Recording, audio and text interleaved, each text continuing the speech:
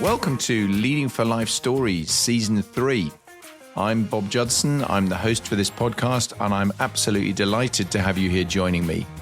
Regardless of whether you're a seasoned listener who's been with me since the beginning, or whether you've just dropped in for the occasional episode, I really hope you enjoyed the mix of content that I provide, the personal stories, the thematic episodes, and the guests that I have on the show. And I hope you find it all interesting and at least some of it useful. And without further ado, let's go. My guest this week is Russell Wardrop. Russell is the co-founder and chief executive of KWC Global, a learning and development company focused on business skills training for corporates. And I'm proud and privileged to work with them periodically as an associate, and I thoroughly enjoy doing that as well. Russell is, as you'll rapidly discover on the podcast, a very proud and very charismatic Scotsman. He founded KWC Global with his wife Sharon some 25 years ago. This year is their anniversary, and they built it up to be a really successful and very, very impactful company. And they have a very specific style, which is very evident in all they do. They work with some really big companies and some quite small ones. And he talks a lot about the challenges they've faced over that 25-year period, which have been real ups and downs, not least during COVID, for example, when all their business disappeared and they had to make some radical decisions about how to make sure the company survived.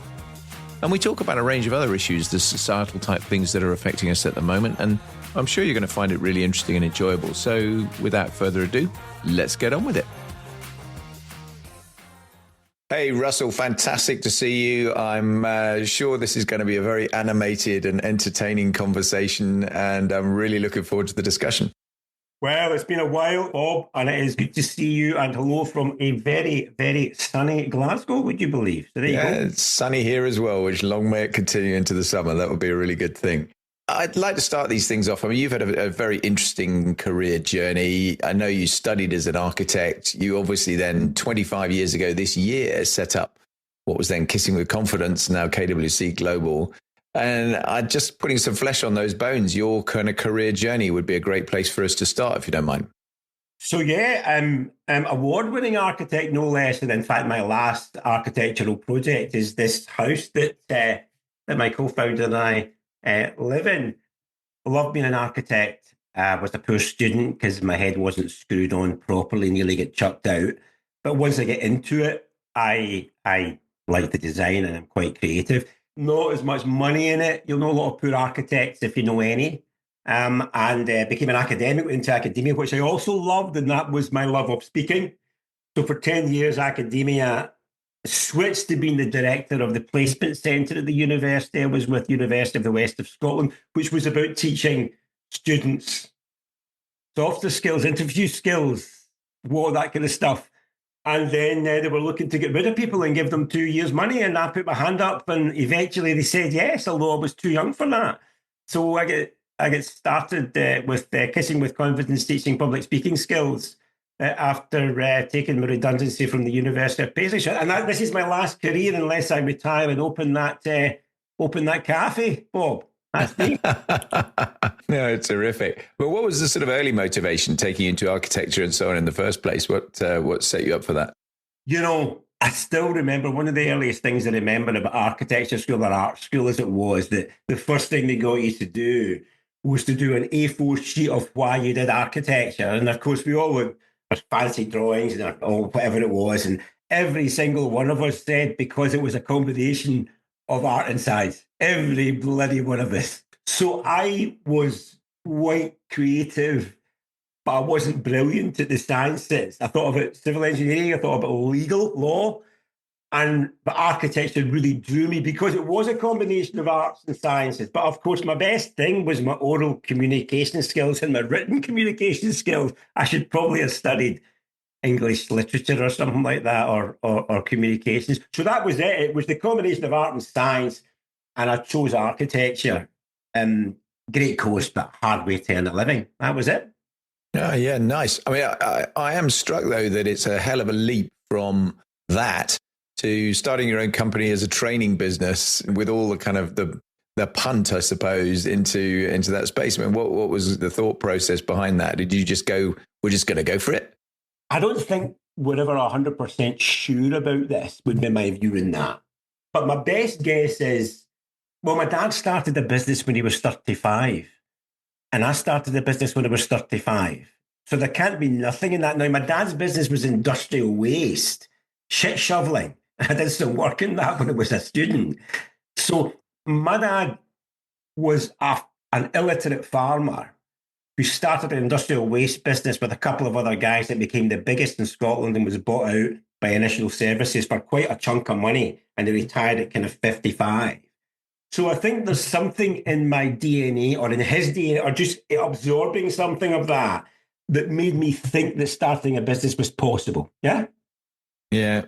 And the second thing is, and this is just sliding doors luck, I was a good oral communicator, did debating at school, did the readings at church, did a little bit of Gilbert and Sullivan, joined JCI International and did a lot of very high-level competitive debating, world championship debating, a bit of training, a bit of burn stuff. And I remember doing a speech, Bob, and a lady called Mary Pachiti. It was an after-dinner speech, the kind you don't do anymore. And there's, you've attended a few of these, black tie. Given a few. And I was doing the vote of thanks at the end, right? And the vote of thanks at the end was to thank the chairman, to thank Chairman Bob for his service in the year, but also to send everyone home happy because it was funny, yeah? And it was 11 minutes long because everybody had to get their train. And I still remember doing this. And it was the Trades Hall in Glasgow, beautiful old building. And it was wide and long, but a beautiful acoustics.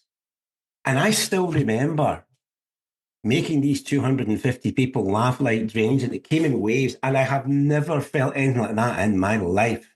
I was thanking Alistair Ronald, who was the past chairman, and he was a stockbroker. And I still remember one of the lines. Alistair, being chairman of JCI, Junior Chambers International, but Alistair also stockbroker in one of the best houses in Glasgow. That means he made a very good pot of soup. Now, it went like that, and there was a few slightly more on the nose jokes. And the reaction I got from that was astonishing. And Mary came up at the end and said, "Can I be your agent?" 29, 30.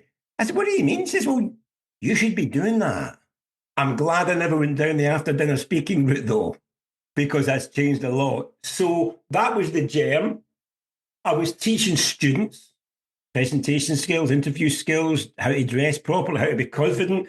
So we started teaching presentation skills in Glasgow 25 years ago. And Michael Fleming was in the first course. Wow. And now Michael heads up the legal sector, which is what, nearly half our business. Yeah, big chunk of the business. Amazing. That's what it came about.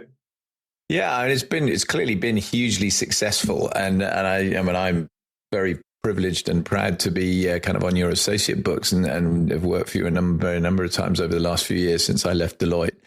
And I think you've got a great model, and not least your model is to some extent built around you, because you are a bigger, larger than life personality for sure, and that is permeated right through the style of your sort of deliveries across the board. But the other thing that was a talking point for the company was its name. Yeah, because clearly, Kissing with Confidence was definitely out there as a company name. And I'd just be interested in why that, what caused you to choose it, and then equally, what caused you to change it? Because a couple of years ago now, wasn't it, you switched to go and be KWC Global?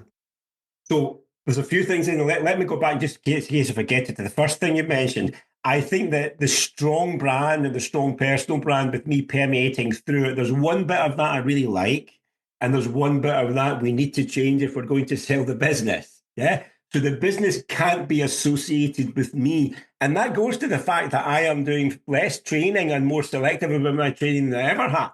So that's the bit that certainly I wish I'd started that a little bit earlier, because funnily enough, the business has not only been me for such a long time, but I think that if I was looking to polish my halo on the style of the business, if you look at the keynote we delivered this morning, and Nikki delivered it, and Lauren did the Wonder Wall, we are still the flip chart guys.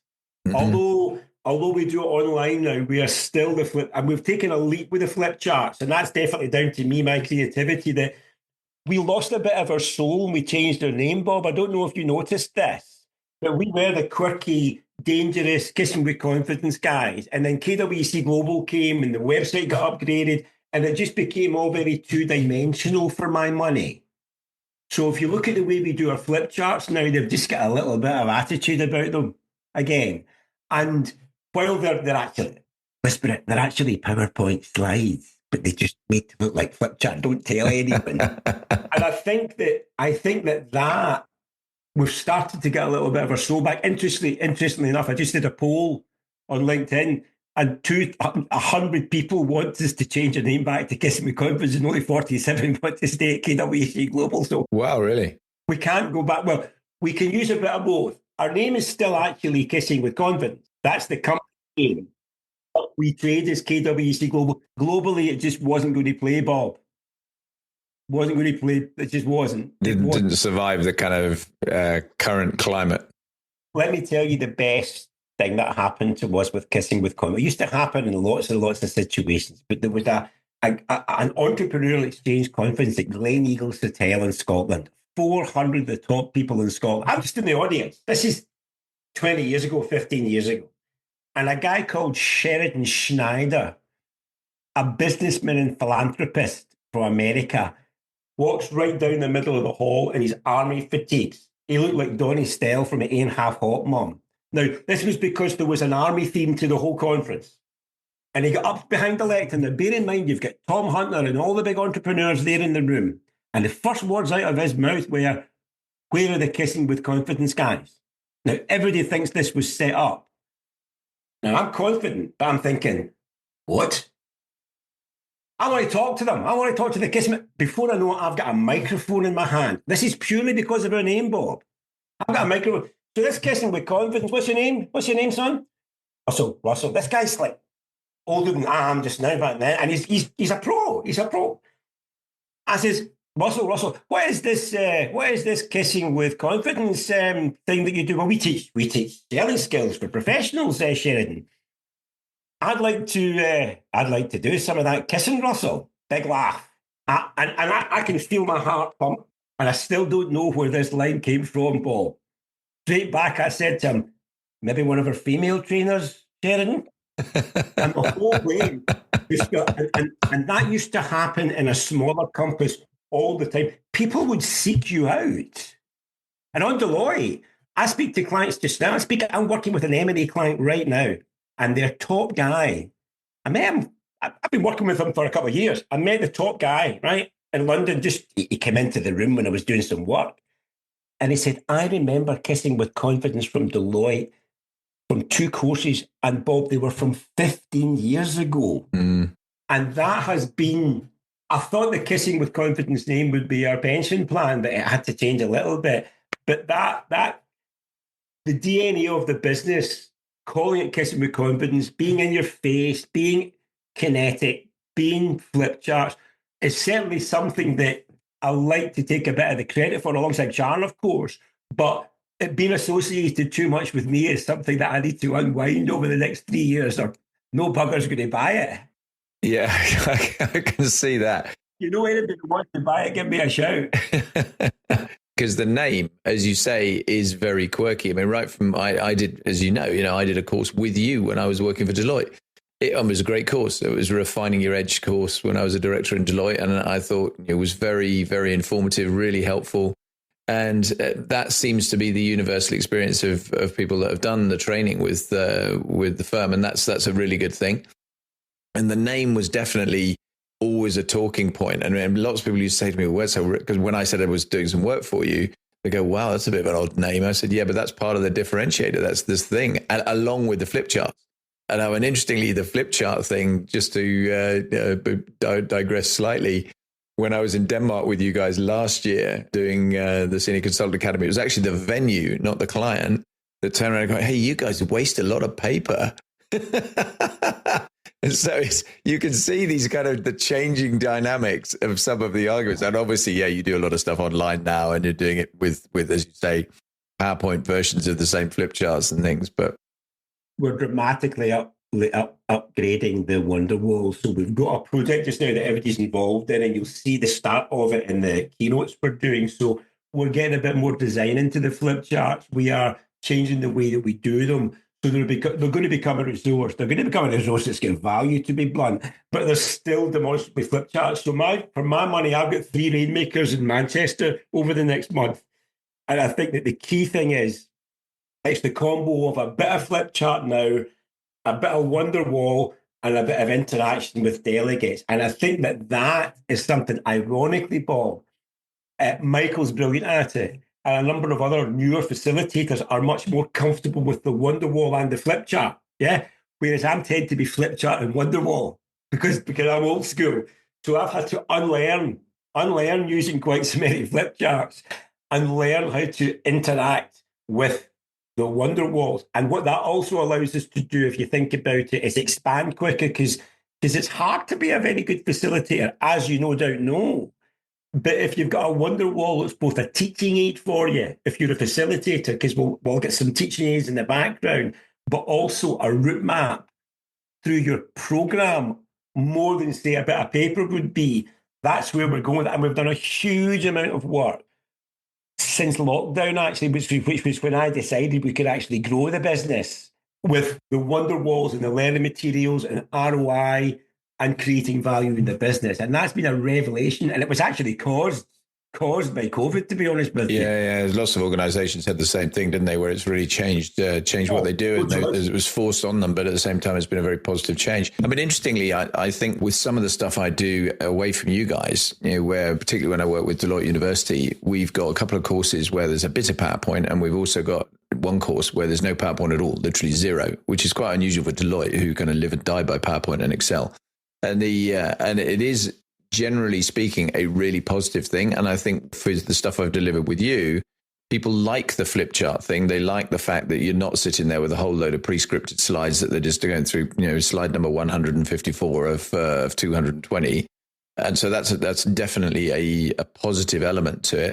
And as you say, it's a bit of a facilitation challenge occasionally to navigate, because you've got to know where you are in the material, and the familiarity is really important. So it's harder to bring people into that. But that again is all part of the skill of being a facilitator, isn't it? To be able to do that. Harder to do. And it's the old Kirkpatrick level 4. And it's really interesting. We didn't know anything about action learning in Kirkpatrick level 4 when we started. I just knew how I wanted to teach people presentation skills when we start. Now, if you think about Kirkpatrick level 4, which is taking material that you ingest is completely relevant to you, and you then use it in the workplace. That's precisely what we're talking about here. Now, if you think about that, that's a hard thing to do. And I was talking to a guy called Ed Monk in the Learning Performance Institute recently about the challenge of AI and the challenge of commoditization of training. Now, if your training is sheep debt, if your training doesn't reach Kirkpatrick level 4 anyway, with the way that you do it in the room, you're under severe challenge by things like AI, because it can possibly even do it better. Sure. If you look at, and you sat through a few Rainmaker programs, if you look at the whole Rainmaker program, when you've got the 3 days, you've then got a one-to-one mentoring session, and then you've got a business growth workshop that says, okay, Bob, how much have you done in the past month? How many sales have you made? Now, it's a bit kinder than that, but I'm the hard ass. You are learning stuff in the 3 days all the time, and you are learning it, and then you're enacting it in the real workplace. You're then getting mentored and asked, okay, what are your big challenges still, Bob? And then you are talking to your colleagues at the end of the month and saying how successful you have been. AI is never going to be able to do that, Bob. Mm-hmm. Well, put it this way, it'll take a while. So I think that the way that we've done it has been built layer on layer over 25 years. But actually, if you look at the way we started doing it 25 years ago, the presentation skills course that Michael was on, it's not that much different today than it was back then, because you get told the stuff, you learned it, you performed it, you got feedback on it, you got better on it. And that's pretty much what learning's about. And that's why your Tech Light courses, provided your facilitators are good enough, will be more successful. And you'll see that, you're getting that. You'll absolutely get that. No, it makes complete sense. I mean, I suspect a lot of my listeners will not be aware of the Kirkpatrick level scoring. Do you just want to unpack that a minute? Level 1 is happy sheets. Yeah, I love the training. Training was good, 10 out of 10, big smile. Level 2 is I love the course and it was relevant to me. It was the right course. It did what it said in the tin and I liked it. Level 3 is both of those and I learned something. Level 4 is the cherry on top. I learned something and I am employing it in the workplace and it's having an effect. So if you take Rainmaker, our data shows that you get a 50% uplift in relevant business development activity from the 8 delegates on the program. So you measure that, you ask them before, you ask them after. So in other words, they're doing more BD stuff. And typically the ROI is 40 times your investment. Now, let me give you an up-to-date example of that one, because sometimes it's not. I put some emails out this week to various people, and one of them get back to me, and I asked one of them, lawyer partner that I'd been working with just before Christmas, how's the rainmaking going? He says, I'm just about to close a 65 grand deal. Now, in fact, he said another 65 grand deal. Now, that's since last December. So let's say it's 100 grand he's done directly out of working in the course over the past 2 months, yeah? You can multiply that by 10 because there were 10 people on it. So that's $1 million. Now, am I guaranteeing that? No. Think about it. These are partners. Is $1 million enough for them? No. $1 million a quarter be enough in 2025? Oh, yeah. So that's what Kilpatrick level 4 is. The training was useful and relevant. I'm using it and it's having an effect. Yeah. It's actually making material change to what I do. Always measure that. Real hard asses. That's Sharon's special. She loves, I'm the big picture guy. Sharon loves the data. So we've always had data from the very beginning. Yeah, and I think you've got to do that for your own sanity as well, haven't you? You've got to know what you're doing actually matters. And interestingly, again, when I look at the Deloitte University stuff I do, we get personal feedback from Deloitte University. They ask the delegates to fill in feedback forms. And I've actually never seen the full feedback that they have to fill in. But what I get back this is your score against the overall program gets a score. You get a score and you get an average faculty score. And obviously there's some benchmarks in there. And if you don't make the grade, you're going to be given a bit of a gypsy's warning, and then pretty quickly you're going to be off the field. So it is. I think it's really important to be held to account for some of this stuff, and I think it's important that the delegates feel that it's actually worth it as well. Because otherwise, why would they do it? Been like that for that particular client for 17 years, Bob. And we say to clients that are new at it, please allow us to do our feedback questionnaire and measure if this is effective. Because if it's not being effective, we shouldn't do it. In fact, I can give you an example of that. There's a small M&A house we're dealing with just now, and M&A is still a bonkers industry. They work like till 1 o'clock in the morning and stuff like that. Now, we've done a lot of good stuff, Bob, but some of it is inconsistent because people are not getting themselves in the room and staying in the room. Mm-hmm. And we've said to the client, we need to fix this. There's no point in you putting money in, putting days in their diary because we charge top end and it not working. Let us discuss over the summer and find a way to make sure that people get into the room or the virtual room or whatever it might be. And we will proactively say to clients, we don't think this is working. And if you don't get any feedback on questionnaires, on courses as well, that's a bit of a red flag too. Now, don't get me wrong, people are busy. There's not always, nothing's perfect. But I think all of those things are demonstrating the qualitative and quantitative value of what it is you do. And if you're charging top end for your services, you've simply got to do that. And as I say, Sharon absolutely loves that stuff. Absolutely loves it. Yeah, no, really, really interesting. Looping back to you personally, because obviously this podcast is all about leadership. Started the company, you run the company, you've got obviously a number of permanent staff, you've got a number of associates alongside it, you're working with some really big names in terms of the clients you have.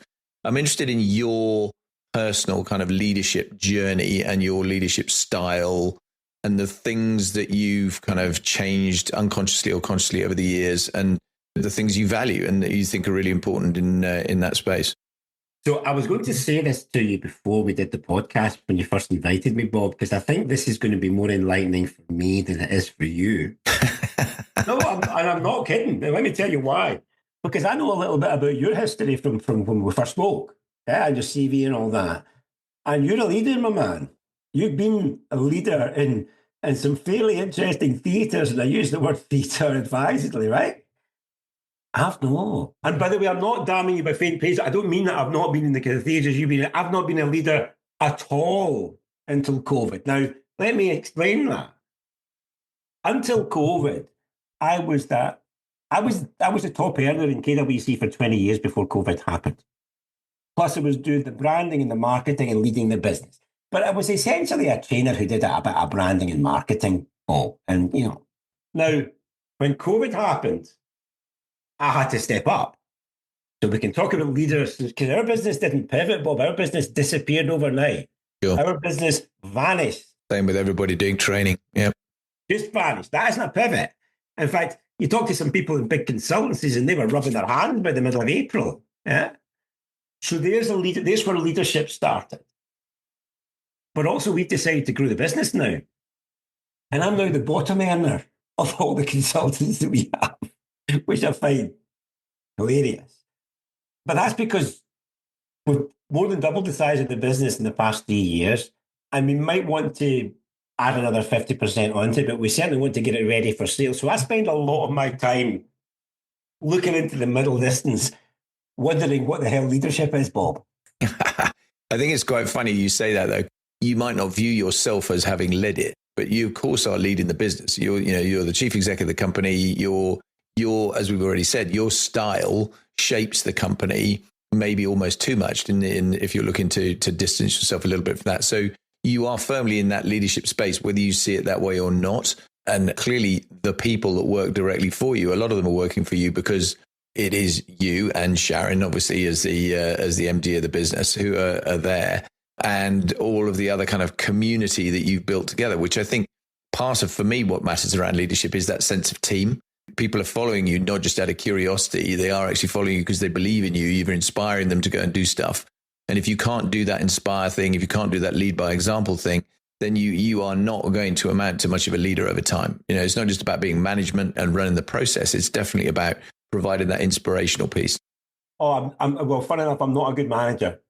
But I think let's unpack the leadership a little bit. And I'm genuinely fascinated by this bit because I feel not so much during COVID, but now I regularly feel out of my depth in leading the business because these are new situations I'm encountering. But let's take COVID first. Yeah, I may get a little bit emotional talking about this stuff because it's so personal. In fact, I don't think I've spoken about this in the podcast before. I've alluded to it in a couple of LinkedIn posts. Our business disappeared. And what I remember was every Monday at 4:30, we'd like a half-hour rah-rah, see everybody up, as literally everything had come out of the diary. We just did the best quarter ever between January and the best quarter ever. We were looking at the best year ever, and everything came out. And I still remember, what I'd like to say is, I think I like a good crisis, Bob. Right, see when it's going well, I think I get bored. We'll come back to that. I love a crisis. So the shit had hit the fan with such force that we didn't have a business. And I would say to them on a Monday at 4:30 and say, guys, if you want, go and get another job. Amazon are hiring like Topsy. The NHS will give you a job. There's jobs out there, but we have nothing. I don't want you to leave because we're trying to work out what to do next. But go get it. Nobody left. That can make me cry. Nobody left. Second thing that I think was quite brave, a certain client put in 150 grand Rainmaker project online. We don't need to name who it is because we've named them enough. Now, when you think about it, 150k, Bob, when you're needing to turn over 1.2 million that year, or at least 900k to break even, is not really a lot, but it's a pulse. You with me? Sure. That was kind of a hello moment. And Sharon and I decided, I suppose I made the final decision, to bring everyone back into September. Full salary. No redundancies, no 80%ers. Everyone comes back, full salary in the September. Now, it's easy to look back and say, but come on, you knew it was going to work. I don't think anybody knew what was happening then. But I just decided, I thought, look, you can bring people back 80%, you can lose a few, etc. But with a great team, why do that? Let's just be in for everything. And I'll be honest with you, that's why we were early adopters, and that's why we got to KWC Global and have more than doubled the size of the business in a few years, because of that decision. So when there's a crisis, I think the first thing about leadership, if you can't make decisions, just get off the pot. Yep. And that's not touchy-feely, but you must have been in situations like that where it's a lot bloody well more important than what I'm talking about here. There comes a point after the board meeting, after the senior management team meeting, after you've got the data, after you've got a whole pile of stuff in front of you, what are you going to do? Yeah. No, decisiveness is key. I totally agree with that. I think I'd kind of guess I'd add to it, you don't want to be decisive before you've actually heard the views of all the people working for you. And I think that's one of the bad traits you see sometimes in leaders, where they'll speak first, then listen. And that's not helpful, because actually, particularly if you're strong, you'll shut down the audience. So I can still do that. Sure, I can still do that. And I can still be guilty of that. But of course, the corollary to that I'd say to you is, you've done all the bloody chat. You've gone round the houses 100 times. And what actually the people you lead are needing to hear is a decision. I remember working with some young people developing your edge, managers, probably about 30. And we're having a fairly intense discussion about, I can't remember exactly what it was about. What was that about? It might have been about assertiveness, which is one of my favourite subjects, as you probably know. And this young fella said to me, he says, but what do people want? I managed 13 people, Russell. What do people want? I said, they want leadership, Andrew. They want you to make a decision. And actually, you know this, Bob. It doesn't matter whether it's the right decision. If you wait for the right decision every time, you're going to wait till hell freezes over. Yeah. We brought everyone back in full salary. I bet you there wasn't a single person in the business that thought that was the right decision. Not a single one. Yeah.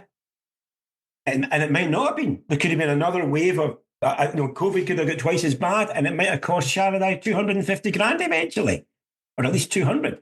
So you must completely understand, in the theatres you've been in, where there comes a point where you're up against a time frame and you've got to make a decision.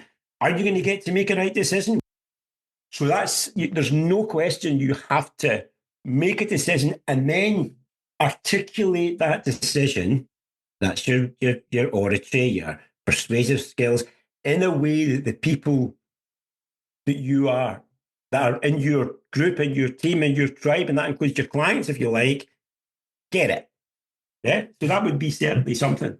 Yeah, totally. And I think the other thing, you need that decisiveness, but you also need the agility to recognize that you might actually have to be more adaptable with what you've decided, and shift yourself into, when it doesn't quite go as you thought it was going to, you've got an alternative plan you can go down, and you're not going to be derailed by something going completely wrong.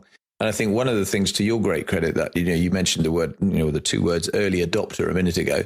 One of the things I think you have done extremely well as a company is get into the virtual space. And I know to some extent you're still in it, and and you're equally doing a lot of face-to-face stuff as well. And lots of organizations said, right, we've got to go and do this and do virtual training and even in virtual meetings and run the whole business in a hybrid format and so on, and are still doing it. But there's a big variation between people who've done that well and people who've done that appallingly, frankly. And some virtual training is just dire. I think when you make the pivot, as you described it a minute ago, and decide, okay, well, this is what we're going to come back, we're going to bring everybody back, and also we're going to change the business. Just talk me through what your thought process was, how you then did adapt the business in that stage where COVID was still a thing. You couldn't just bring it back and go and do what you were doing before. You mentioned the Wonderwall, which is essentially putting all your flip charts and so on onto an online basis. How did that all work? What was the kind of mechanism that took you through that? Well, it's audio on the podcast, but you can see a flip chart and a whiteboard behind me just now. And these are for live virtual learning. But let me come back to that. There is an interesting story about Wonderwall and taking Rainmaker online. But let me talk about adaptability and what is it, the sunk cost fallacy. You sink so much into something, you can't turn your back on it. So I've got a garage downstairs, Bob, and the bonfire that I could make with all the marketing and learning materials that we've aborted over the years would be the biggest one in Guy Fawkes Night in Scotland if I decided to have it. So I have burned so much money on abortive branding and marketing and other exercises. Yeah. And not a penny of that has been wasted. So you talk about flexibility. I think what Sharon and I are really, really good at doing, if it's not working, we're going to chuck it. And I think that that's one of the things you have to be able to. And I feel like such a fraud saying it to somebody like you. And again, I'm not flattering you here, but you will have had to have made decisions like that in very, very serious circumstances where none of the choices were good, to be blunt. Just they weren't good. But that idea of thinking like that gatefold one that we were persuaded to do that cost us $2,500, that people were already cutting their fingers on, or we had to get a wee sticker to keep the thing down. We're just binning that. We're just not doing it anymore. Or this doesn't work, that doesn't work. And I think that again is leadership. But on the changing to online, once it all had stopped, and then we looked at getting that online rainmaker, and there were a few other bits and pieces coming in. We asked the branding consultants for a wonder wall. Can you give us a flip chart wonder wall? That was the first thing we did. And what we did, me, Sharon and Michael, first of all, worked on the programs, and a few others too. But then me, Michael, Nikki, I don't know if Richard was there at the time, we worked our asses off putting it online, because it wasn't just about taking the full day you were doing the room, Bob, and putting it online. It's a different animal. How do you interact with the flip charts? What's the combination of virtual flip charts to whiteboards? I use a whiteboard and a flip chart. Some of them just use a flip chart. Some of them I stand up. Some of them stay sitting down. I don't mind. So there was a whole pile of hard-ass technical things we had to do, and practice to give us the same DNA in the virtual room as we had in the training room. And a final thing we'll say about that, I got taken aside by a senior person in Deloitte Ireland, actually. And she said, nobody does live virtual learning like you guys. Nobody does live virtual learning like you guys. And I think that it's kinetic, it's sticky. I actually think that live virtual learning on the Zoom is better in a couple of respects than in the room. And the two things it's better in is it's miles cheaper. It's a third of the price. Yeah. Now that is not to be sniffed at. Sure. And the second thing, Bob, is if it's done well if it's done as well as it can be done with a short breakout rooms and a really good facilitator, it's actually more efficient than doing it in the real. In other words, you get more learning done in the time you've got available. Now, that doesn't mean it's better in the room. I think in the room is better. But you take those two compelling things, Bob, a third of the price. You can get three groups for the price of one.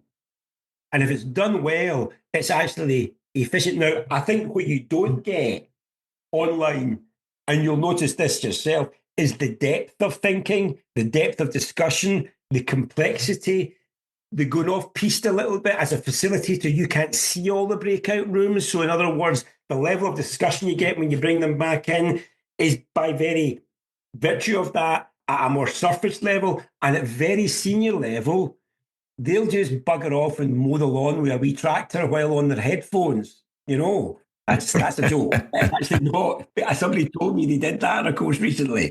So it's not either or. But Zoom saved our business, and certainly online can be hugely effective. But that's my best explanation of how we moved into that space. And the best answer now is hybrid. So in the Rainmaker program, the boot camp in the room, and then the one-to-one mentoring sessions and the business growth workshops on the Zoom. So I've just done a Rainmaker for a senior management team in a global business. So we did the 3 days in London in a row, 3 days in a row, hard to get them all in the room. And they came from all over, mainland Europe, elsewhere. And then we did the one-to-one mentoring sessions and the group business growth workshops on the Zoom. So they only had to come together. That's the perfect combination. But we can't do it all online. Yeah, no, I agree with you. I think it's a great explanation as well. I mean, and obviously the cost thing on every level, I mean, particularly where you've got firms that are even operating nationally, never mind globally, to get people physically to somewhere is obviously the transportation costs, the time out of the office, all those sorts of things. I think the challenge some of the time, which is one that you've managed to overcome brilliantly, is that the learning experience itself is just dull. And also that sometimes when I've worked on some virtual programs where the client restrictions made it very, very difficult, turning around and saying, look, you can't insist they're on camera.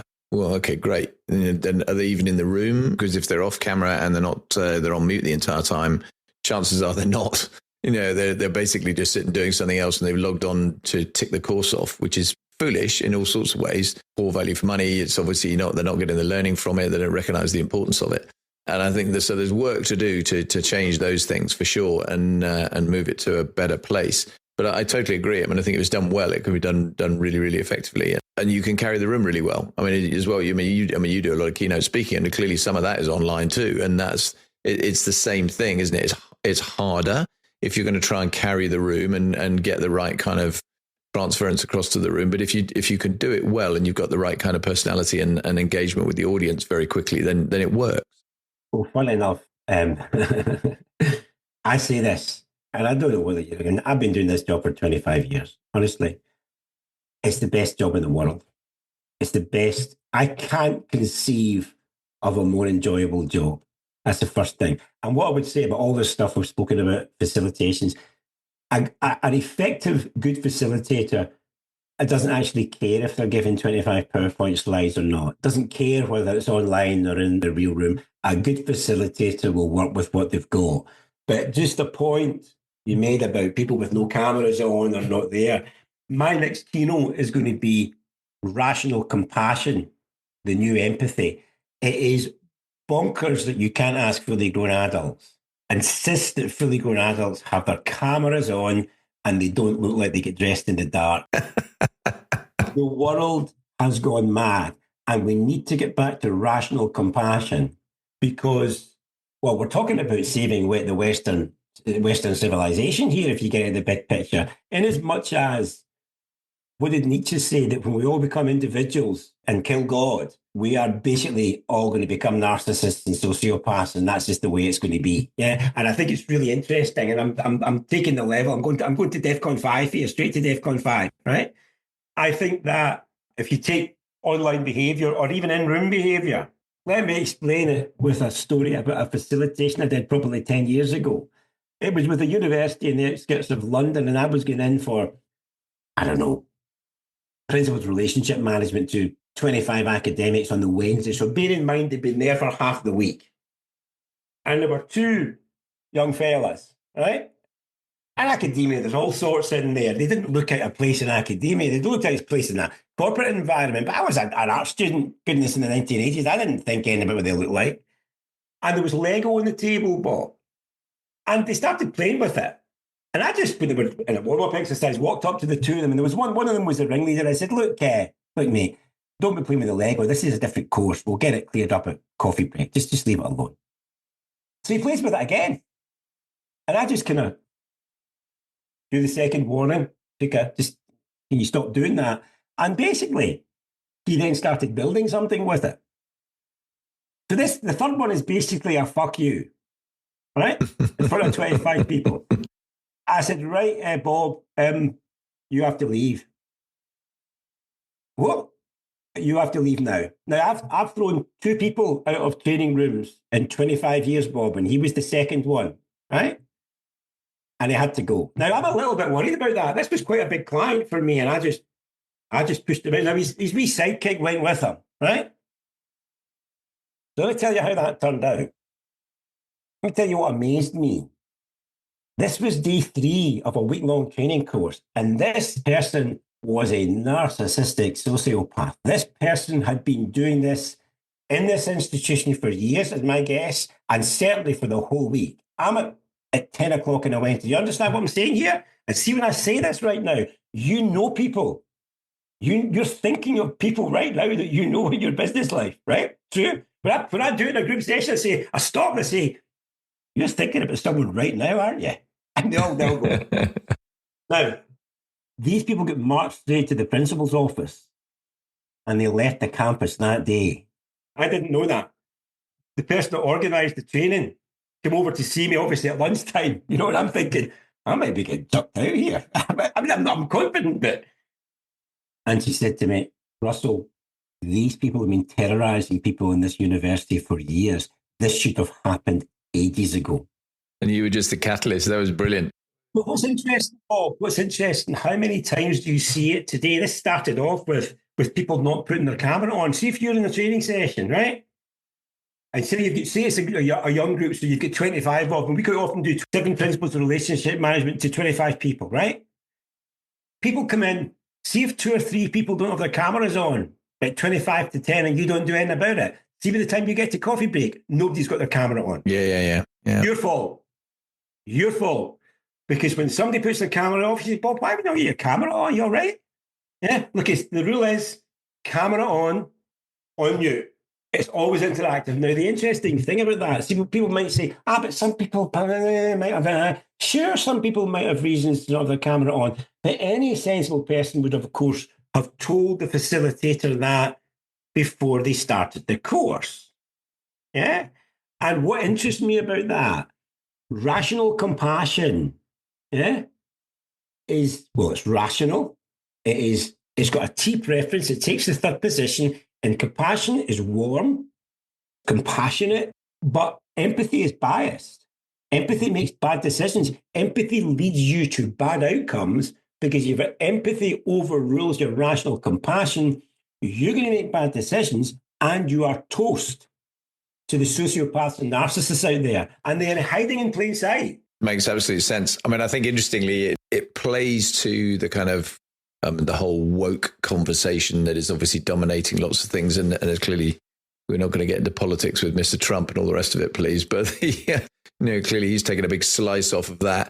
But I do think that when you end up with the example I was quoting you, I mean, my approach is absolutely, look, be on camera. And I was pretty clear with the client. I said, this is ridiculous. We should be just turning around and saying, if you're not doing that, you're not on, kick you off the course.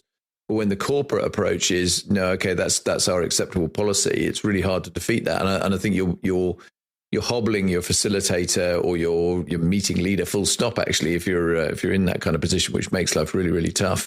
I want to know what the first person you kicked out of the training room was there now. You said there were 2 and that was the second one. Well, what was interesting, this was way early on with my very first client. Actually, we used to go in 4 or 5 days a year, and it was, again, young charges, and it was quite a big group, and it was the 7 principles of relationship management, one of our oldest courses. We taught them that and presentation skills. And he was just, well, first of all, he was not in the room, so he wasn't engaging at all, which actually you can put up with, because there are lots and lots of reasons, in case everybody thinks I'm a complete hard ass. There are loads of reasons. People are having a hard time. But he then became, and this is a long time, passive-aggressive. Yeah, so low-level disruption. But then kind of aggressive, and he's affecting the people around him. So a couple of chats, a couple of warnings. Now, it wasn't the same as the second one where there wasn't going to be any discussion, by the way. They were leaving, or he was leaving. But with this lad, I can't quite remember, but I kind of gave him the option, look, I don't think this is for you, mate. And I probably did it 1-to-1 at a coffee break or something like that. Might be better. And funnily enough, again, when I spoke to the person at the end of the course, he said, yeah, he was we probably shouldn't have got him into the business. He wasn't a bad guy.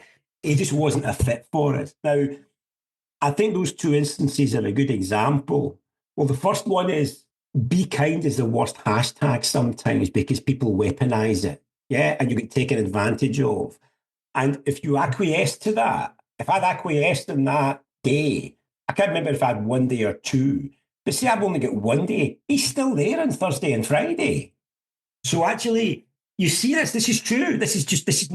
I'm calling this. Is there a risk to that? You're damn right there is. But I'm afraid I've always been able to do that, Bob. I could be here all day with stories and that. But the second time was a genuine kindness because I just think this fellow was so uncomfortable and so out of his space that he wasn't only not enjoying it, it was having a deleterious effect on him and certainly on the group. So I just said, look, how about we call it? Now, on both of those occasions, it was the kind thing to do. Yeah? And there are 3 different types of empathy. And the third type of empathy Daniel Goleman will talk about is empathic concern. In other words, if you're down a hole, Bob, I've got to recognise that you're down a hole. That's the first level. You're a bit of a hard ass if you don't recognise somebody's down a hole. And I mean a literal hole. Yeah. The second level of empathy is, I'm a little bit concerned about that, Bob. It looks like you can't get out. This is just, if you don't have those two levels of empathy, you are that sociopath. You with me? But the third level is, I'm going to go and get you a ladder, Bob, and get you out. Fuck off, Russell. I like it down here. Get me some crunchy nut cornflakes, make sure the milk's cold, and maybe a torch. I like it down here. Go away and get me those. So we think, and you'll see people doing this, insisting on helping people. Yeah. Big problems with that. One is, see this idea that empathy is you can understand what it's like to be someone else. No, you can't. Yeah. Compassion is I can think you're down a hole and I'll find out a little bit more about it. So, and I also think that person that's down the hole is going to be nice. Well, they just might pull you down the hole and go up the ladder and take the ladder away. And again, when I say that in groups, I stop and say, somebody's done that to you. Somebody has done that to you. And that is a narcissistic sociopath, Bob. And we have fetishized vulnerability. And it's not good for Western civilization we have built up over 500-600. It's not perfect a civilization, but it's better than anything else going. Yeah. No, really interesting. Very good points. By the way, you can't say this shit out loud yet these days, so you better delete this past 15 minutes. That's a joke.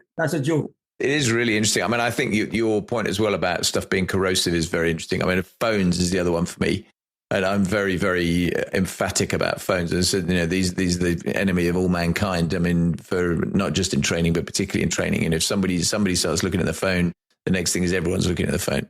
And we've got such a culture now where people basically are, they're kind of wedded to the phone buzzes, watch buzzes, whatever it is, and they've got to look at it. Well, I've learned a little bit from Michael, my colleague, in that, because see at partner level, in the law sector, they're not going to be off their phones for the whole 3 days. They're just not. And what I've learned to do is have bigger breaks, is be a little bit flexible on it, give them some of the rules. But here's an interesting one on that one. I don't know if you follow this fella, Jonathan Haidt on LinkedIn. He is the guy that is getting phones banned from schools in America. He's The Coddling of the American Mind is his first book. And he's all over LinkedIn just now. He is getting phones banned from schools in states all over America.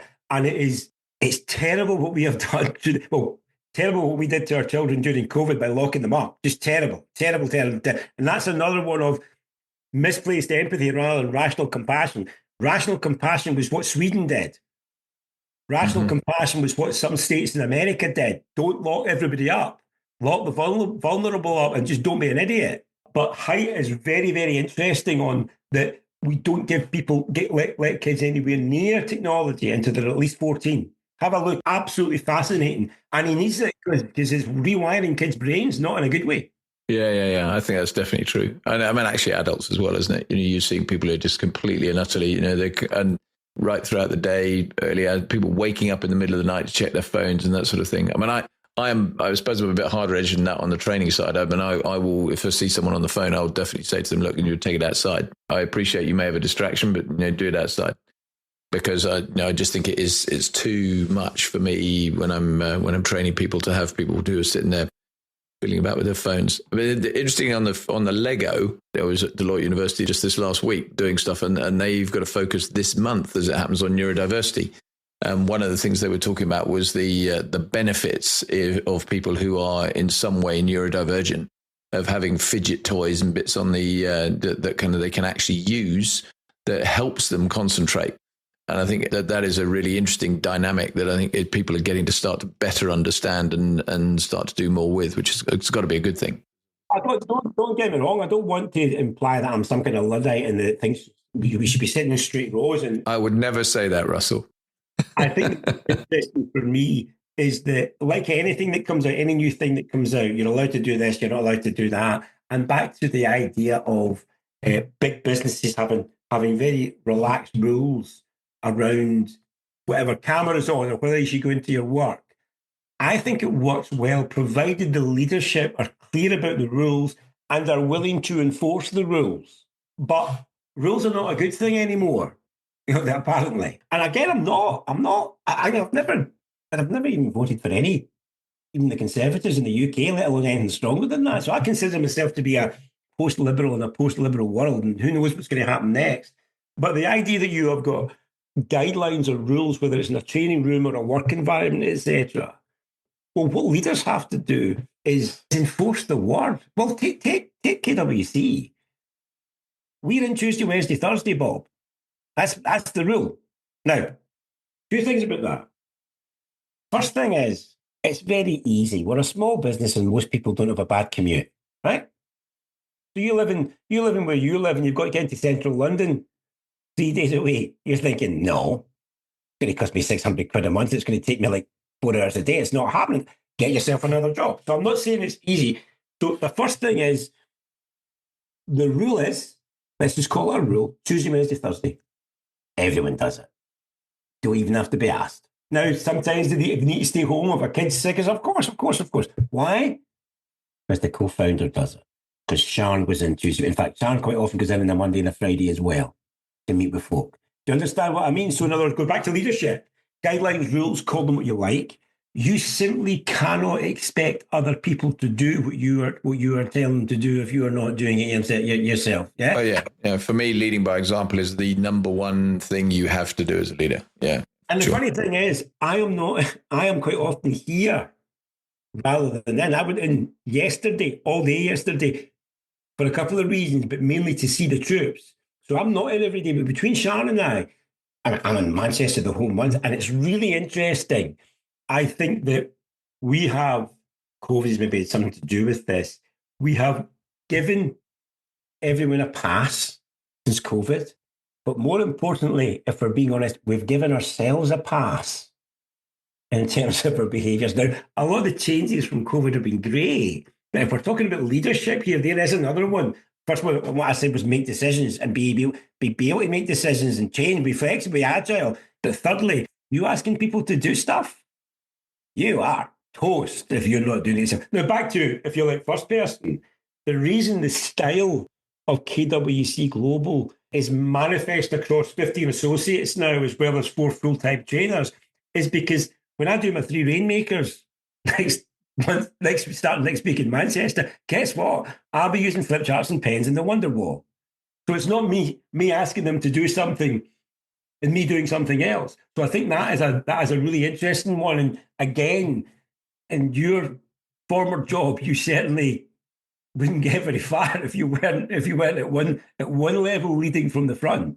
Yeah, I tell a story, interestingly, about when I was in Afghanistan, and I commanded the base at Kandahar, as you know, and it was huge. I mean, I had the total base was like 25,000 people, 170 airplanes. My bit of it as the base commander, we were responsible for the force protection, all the logistics, and all of the air environment, and a few other bits and pieces as well. But those are the big lumps of it. And the force protection was on the base and off the base. And short story version of it was, but for leading by example point, was I used to go off quite regularly with the Royal Air Force Regiment, who were the guys that did the off-base patrolling, because I had to go and do some key leader engagement with local tribal elders. And we used to do stuff with them where we helped them with civic projects to give them electricity or water wells or whatever it was as well. And I'd get involved in that kind of stuff. And also, it was a bit of skin in the game. You know, I was asking them to go and do this, so I wanted to go and see what they did, and it was important to me that I was kind of part of that. Although they were always very conscious, they had to look after me, and the last thing they wanted to do was lose the big boss, off on one of these patrols. That was the first thing I thought, funnily enough, but surely not. Yeah. So I had 2 guys killed, tragically, doing exactly that. And they were 2 guys killed and 2 guys very badly hurt in a Land Rover. The guys that were killed were in exactly the same place in the vehicle that I would go out in every time. And the way we used to operate was we'd kind of shut the comms down. They were British, obviously, so we shut the comms down back to the UK until we'd done all the next of kin informing, and to allow us to do that in a decent manner. And then when the lines reopened, obviously, I was on the phone to my wife, who clearly had seen on the national news by that stage that 2 RAF airmen had been killed at Kandahar Air Base. In human nature, of course, she immediately panics a bit, but I told her that no news is good news. You don't need to worry unless somebody's walking down the drive telling you something bad news. But she was then saying to me, look, you don't need to do that anymore. You've done that. There is no requirement for you to go and do it. And I almost literally, the way I tell the story is I had my hand over the receiver saying to my guys, tomorrow. Because at that point, it never mattered more that I was actually prepared to go out and put skin in the game with the guys that were working for me and say, look, this is risky. I know this is risky, and I share that risk with you, and I'm going to go out and do my bit. you don't do it. You don't do the visibility thing every day, but you do it when it needs to be done. And the interesting thing, if I could add, you also flew planes before. Yeah, sure. You'd done the flip chart thing, to use a terrible metaphor. And now you're leading. And I think it's really interesting that, it feels so insubstantial, me talking about leadership, but I'm not kidding when you've done stuff like that. But if I take a story back from when I was in my university days, Paul, we had a new university, you knew a university principal in, yeah? And I didn't know him, but I was always quite gobby. And I suppose I was middle management in my early 30s. And I was head of industrial placement. And I got into the university court meetings sometimes. And I took the opportunity to say, was the new principal. I said, the new principal. I said, I don't know who he is. I've never seen him. He should be walking the corridors every week. I've never seen him in a corridor. His building that he inhabited was literally 80 metres from where my office was every day. And I said, I knew nothing about leadership at the time, but this was just me bumping my gum and saying, why have I not? We're in the business. The university they're always in crisis. And it was a really interesting thing.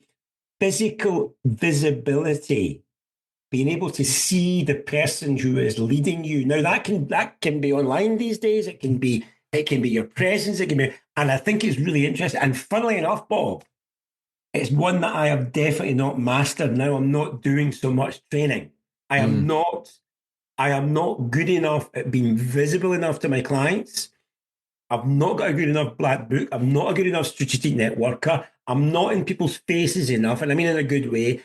And I have not mastered the art of being a good visible leader internally when there's not a crisis. Yeah. No, it is one of those things. I think it's as you shape shift a little bit in your roles over time, it is hard to do. I mean, to your point about visibility, I mean, interestingly, the American military, obviously I've worked with a lot, and they're based over there and all sorts of things, but when they change commanders, they have a formal change of command ceremony, which basically the whole unit gets rolled out into, on a parade, and they'll do this change of command, and the outgoing commander will say something and the incoming one will say something, and they have a handover of the unit flag and all that sort of stuff. And you can look at that and go, well, it's all a bit of bullshit, which to some extent it is. But actually, it has a purpose, because it goes back to earlier days, pre kind of ease of communication and electronic communication and all the rest of it. So people could physically see who it was that was leading them. And so they at least knew, had at least once that kind of interaction, that they'd seen who the big boss was that was in charge of the organization. And there is some merit to that, because it's back to the inspiration thing. If you can't inspire people, then you're not going to lead them well. And if you can never seen by them, how the hell can you inspire them? So no, I'm totally with you. And the interesting thing about that, to go back to the previous bit about how we lead these days and the work environment, whether it's not putting your cameras on in meetings or any other number of metaphors, how often are you in your work? How much are you working? Are you doing the right thing?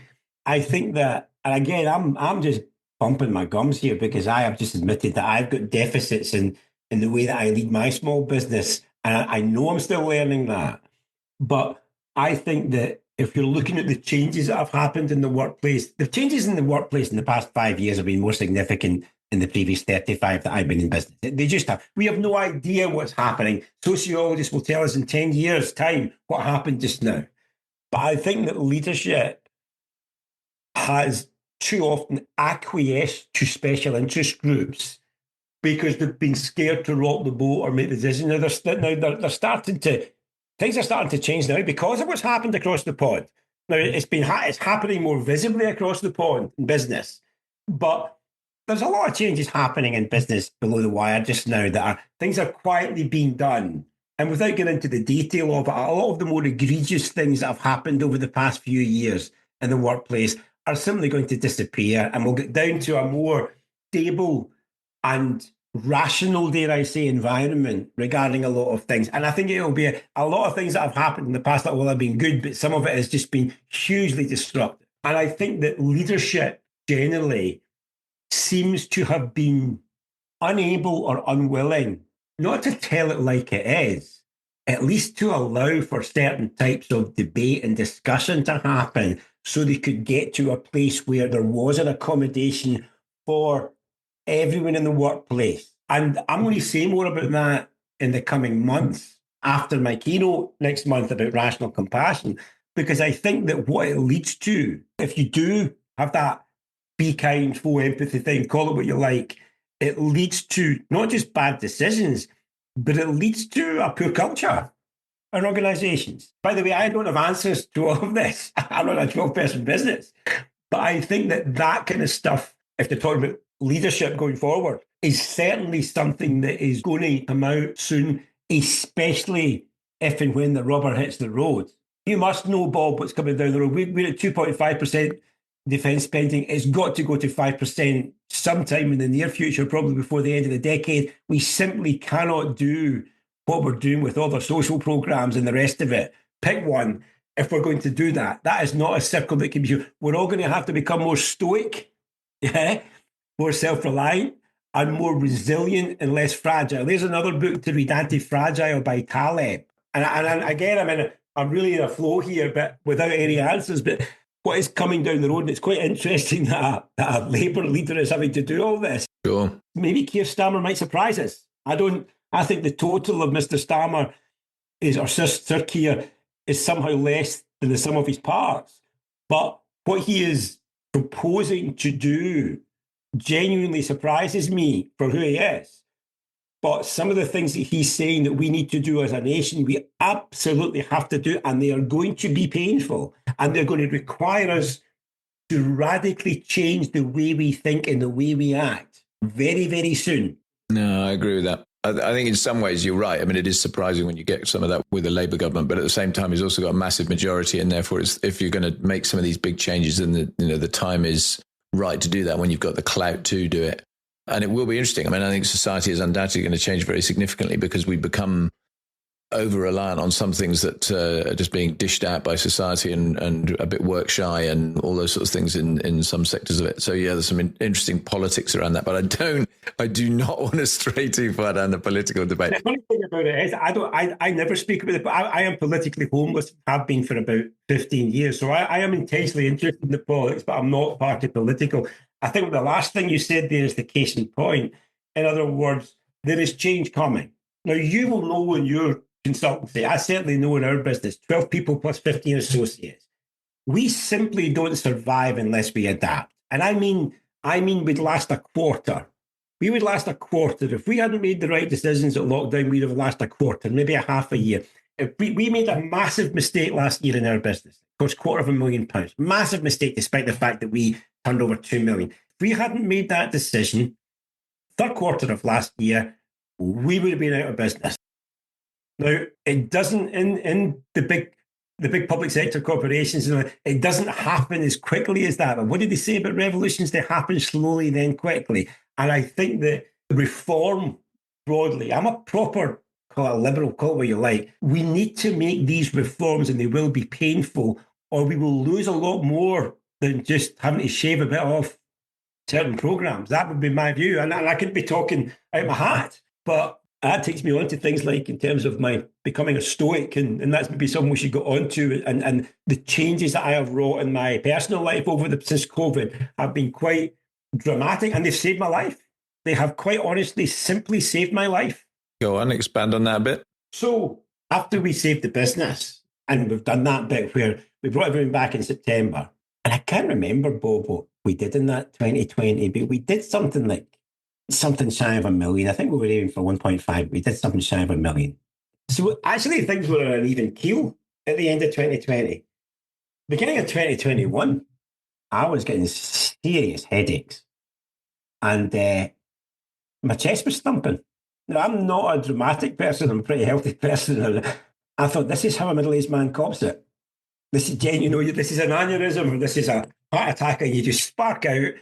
And I couldn't even get the source. So I think it was delayed shock or delayed reaction, whatever it was. In other words, we've saved it. Everything's all right now. Do you understand what I mean? And then you have some kind of, call it what you like. I thought, this can't continue.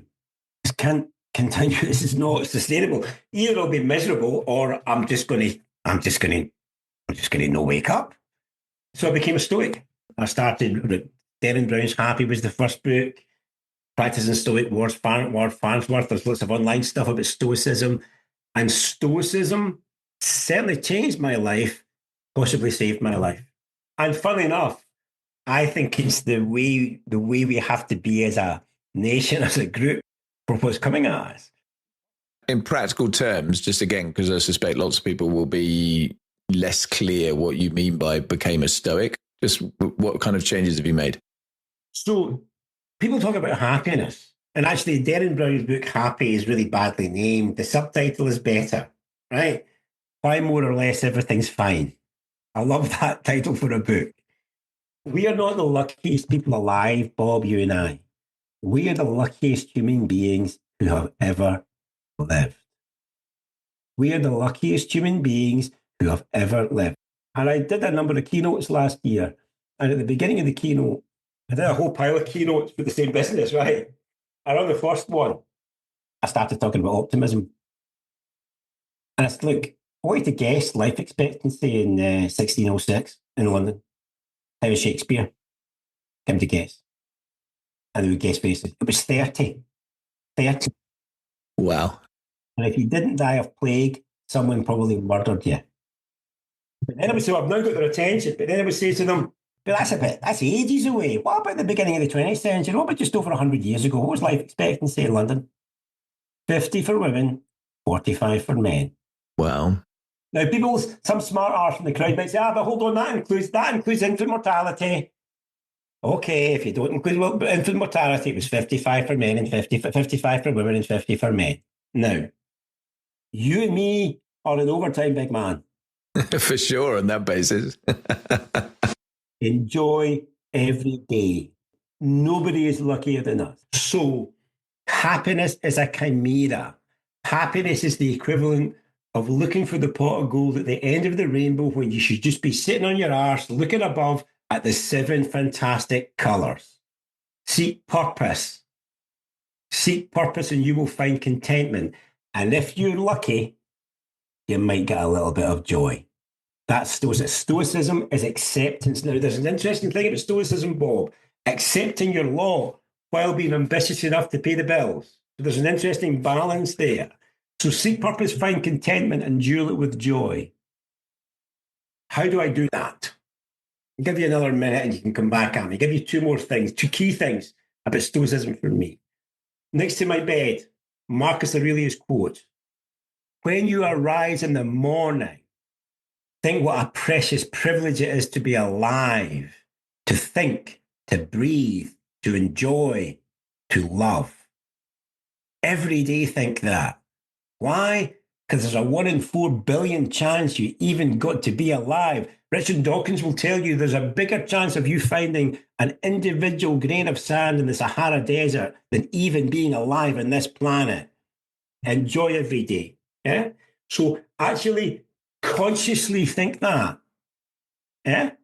Secondly, negative visualization is the most powerful stoic virtue I can give to anyone.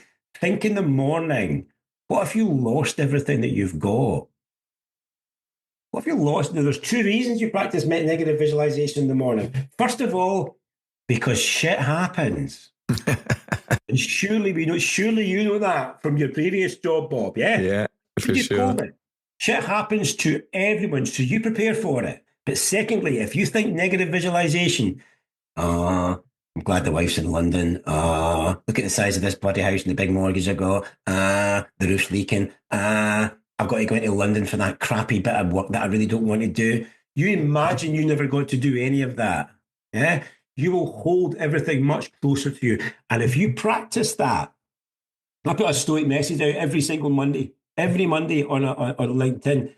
If you practice that, it will utterly change the way that you look at your life. Utterly change it. Now, it's amazing the number of people, Bob, first time I meet them, if I go to a client meeting or something, they don't talk about the work stuff that I pretty like. They say, I love your Monday morning stoic messages. They fair make my week. So Stoicism is for me, it's not a religion, is the way, the philosophy of today's, for today, for the times that we are in. So there you go. The heart palpitations went, the headache stopped. Wow. That's really interesting. Really, really interesting. It's also a great segue because I was going to talk a bit more about you on an individual level. So, I mean, you mentioned your dad early on and what he did and sort of founding a business at the same time he did and so on, but role models. Who have you kind of, I guess, paid attention to? Who have you focused on? Who's inspired you through your own journey?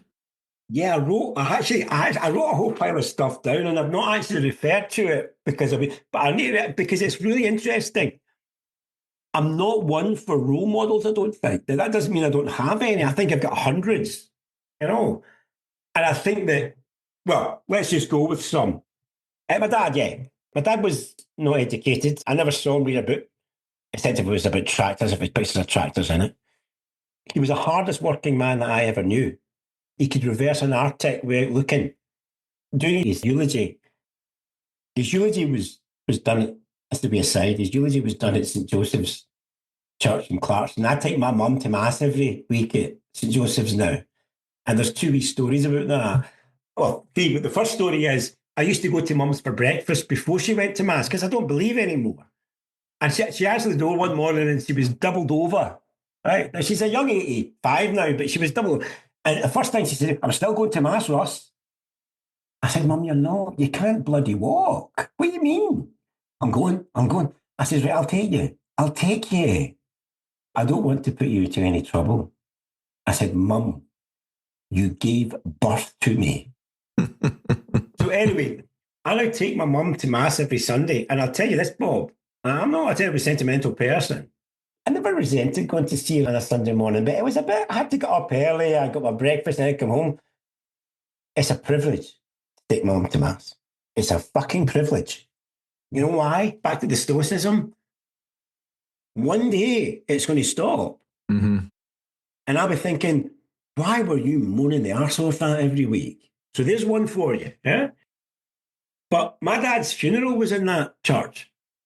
350 people attended this illiterate farmer's funeral. And I have stories about him. Some guys he gave jobs to. He was a hard man.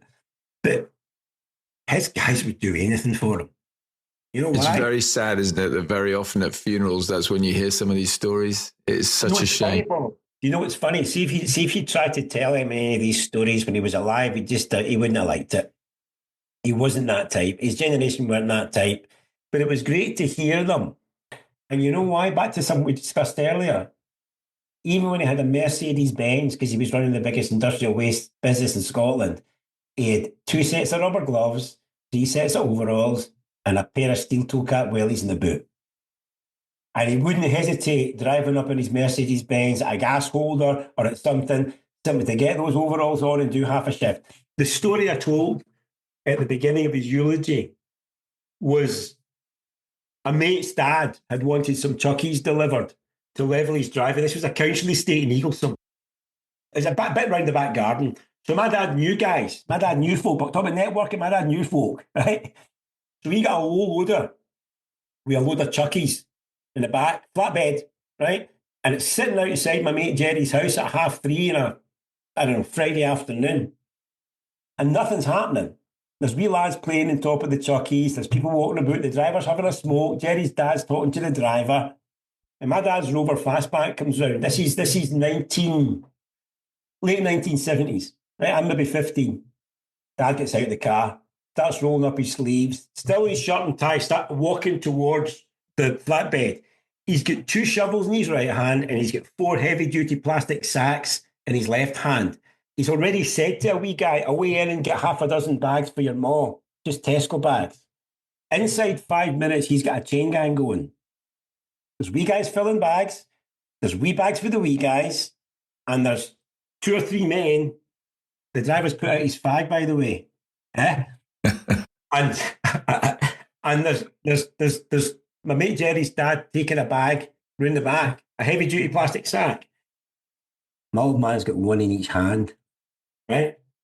So my mate's dad can barely do one. My dad's filling up 2 bags and then picking up both of them. Yeah, farmer's son.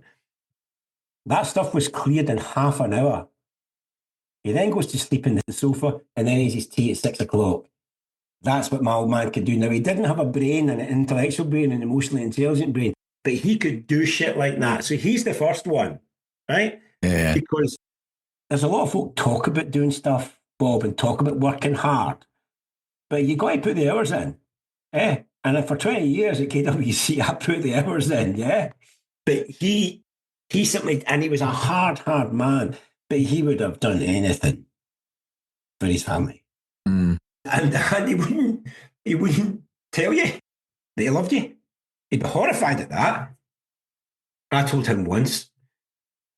But what's interesting about him was, well, I've got a lovely, look at this.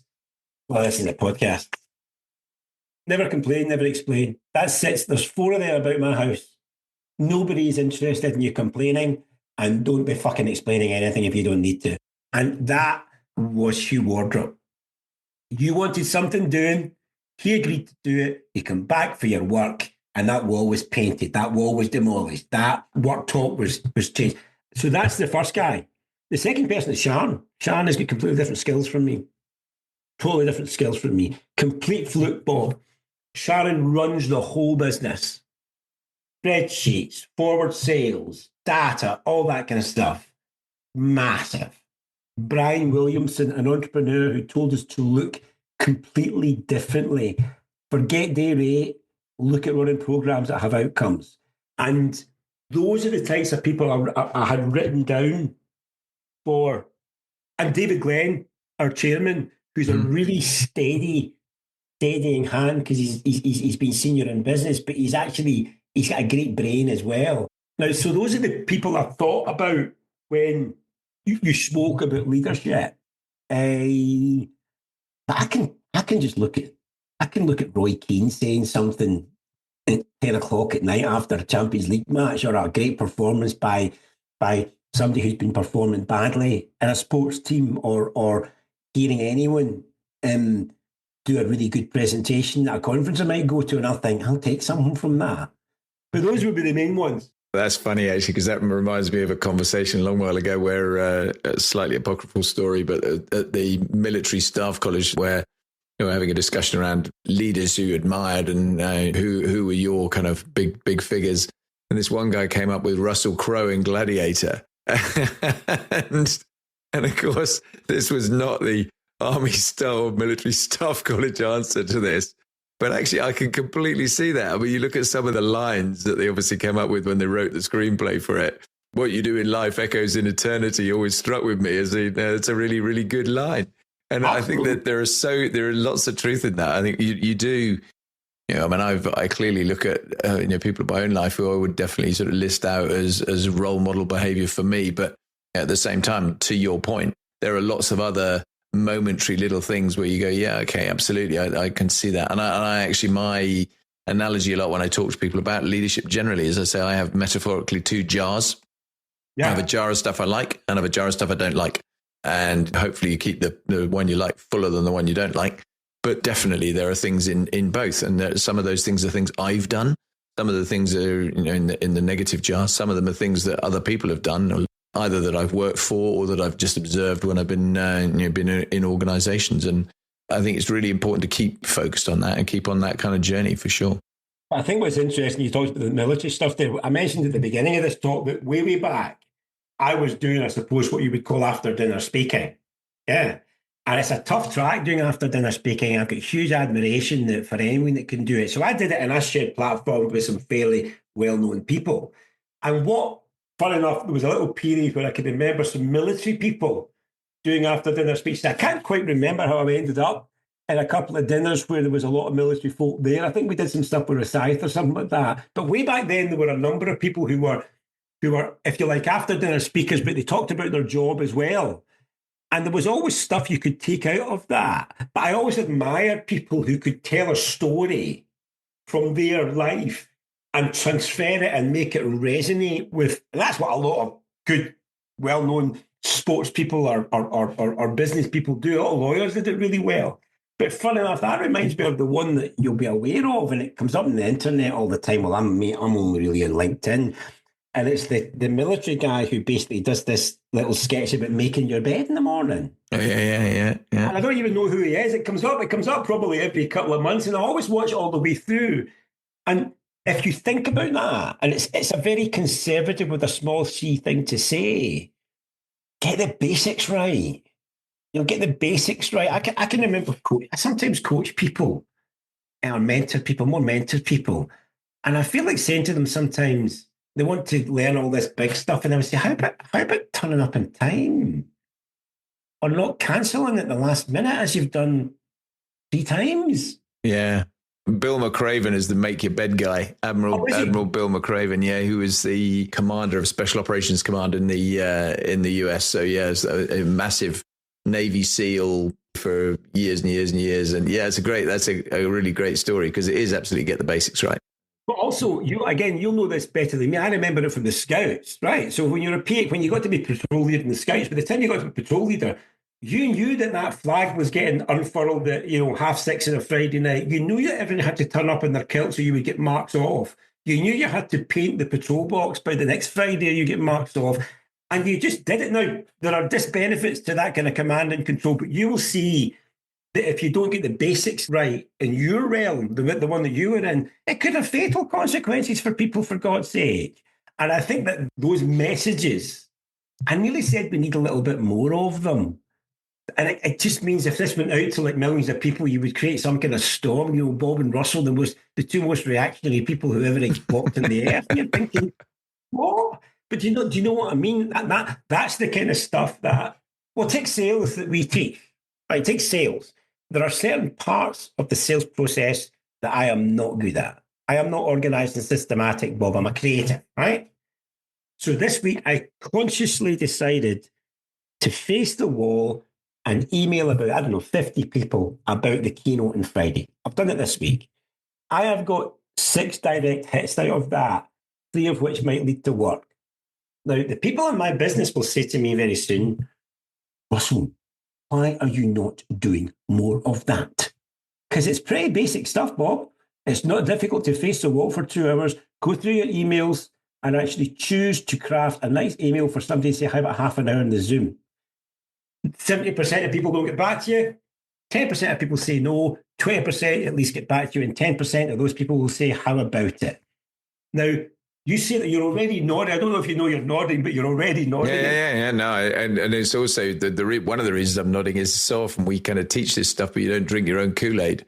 Absolutely, but I think it's a funny thing because what people want to know, but tell me about my 6 ways to do my value proposition. Tell me about the right questions. Tell me about how to do the 4 stages of the meeting. Tell me how to close. How about just getting your computer open and doing something? And it literally is like doing that 5K in the morning. The hardest thing of the 5K tomorrow morning is getting your ass off the sofa. And that's what that guy's speech is about. When you get up in the morning, make your bed.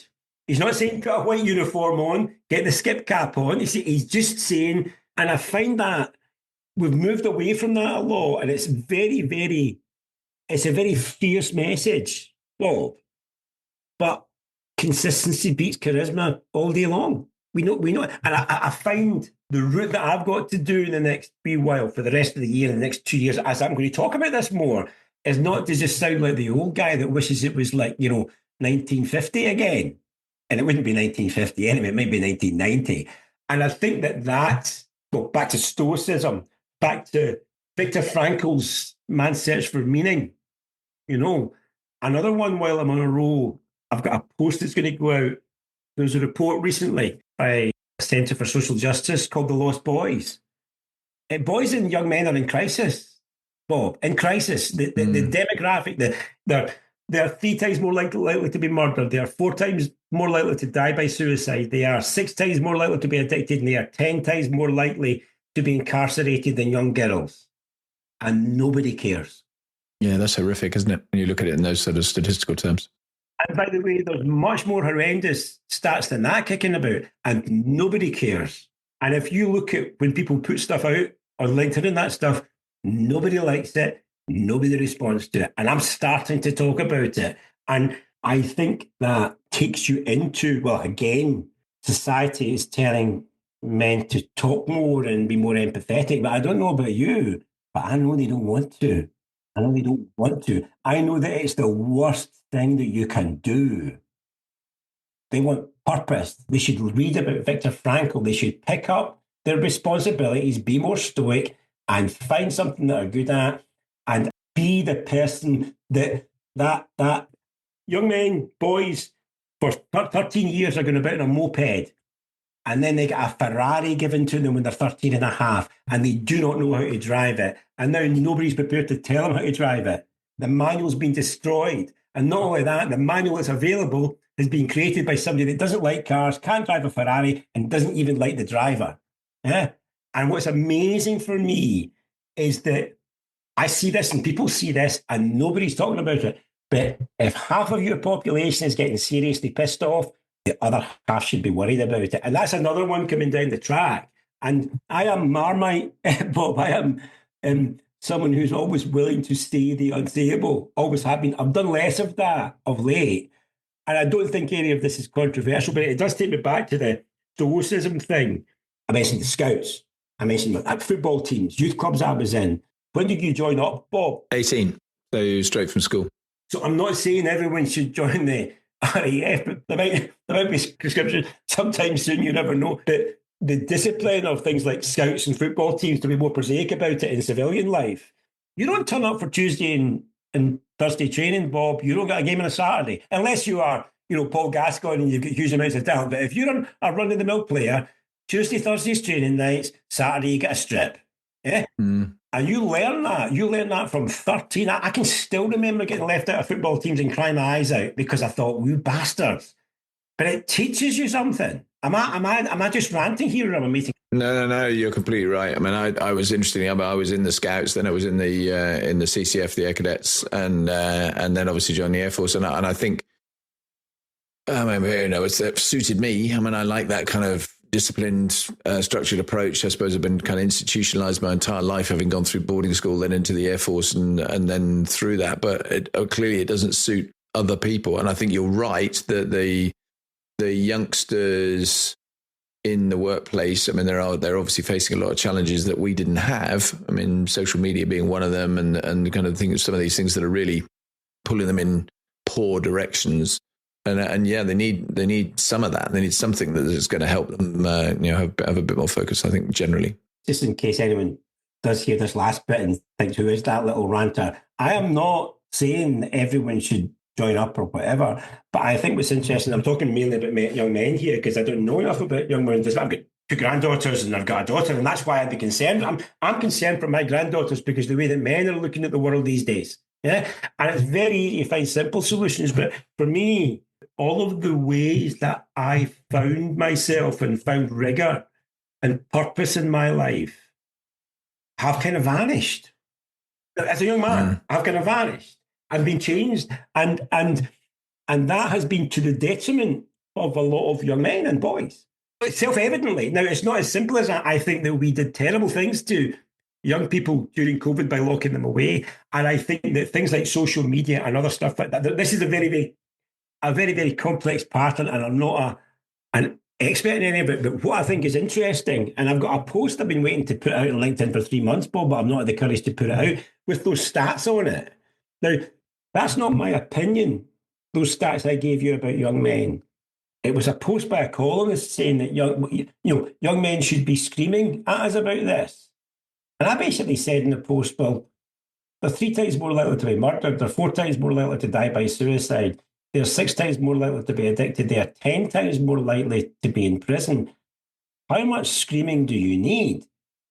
Your dog doesn't scream at you when it's unwell. You wouldn't treat your dog like this. How about treating young men like you treat your dog? Because your dog doesn't come up to you and pat you on the shoulder and say, "Excuse me, Bob, but I could be doing a wee visit to the vet." We have ludicrous regimes for our pets now. But we don't care. We don't care about young boys and boys and young men. And I think there's going to be a bad outcome for us. Yeah, I can't argue with that. I think we built ourselves into a place where I think one of the problems is particularly with things like putting that kind of message out.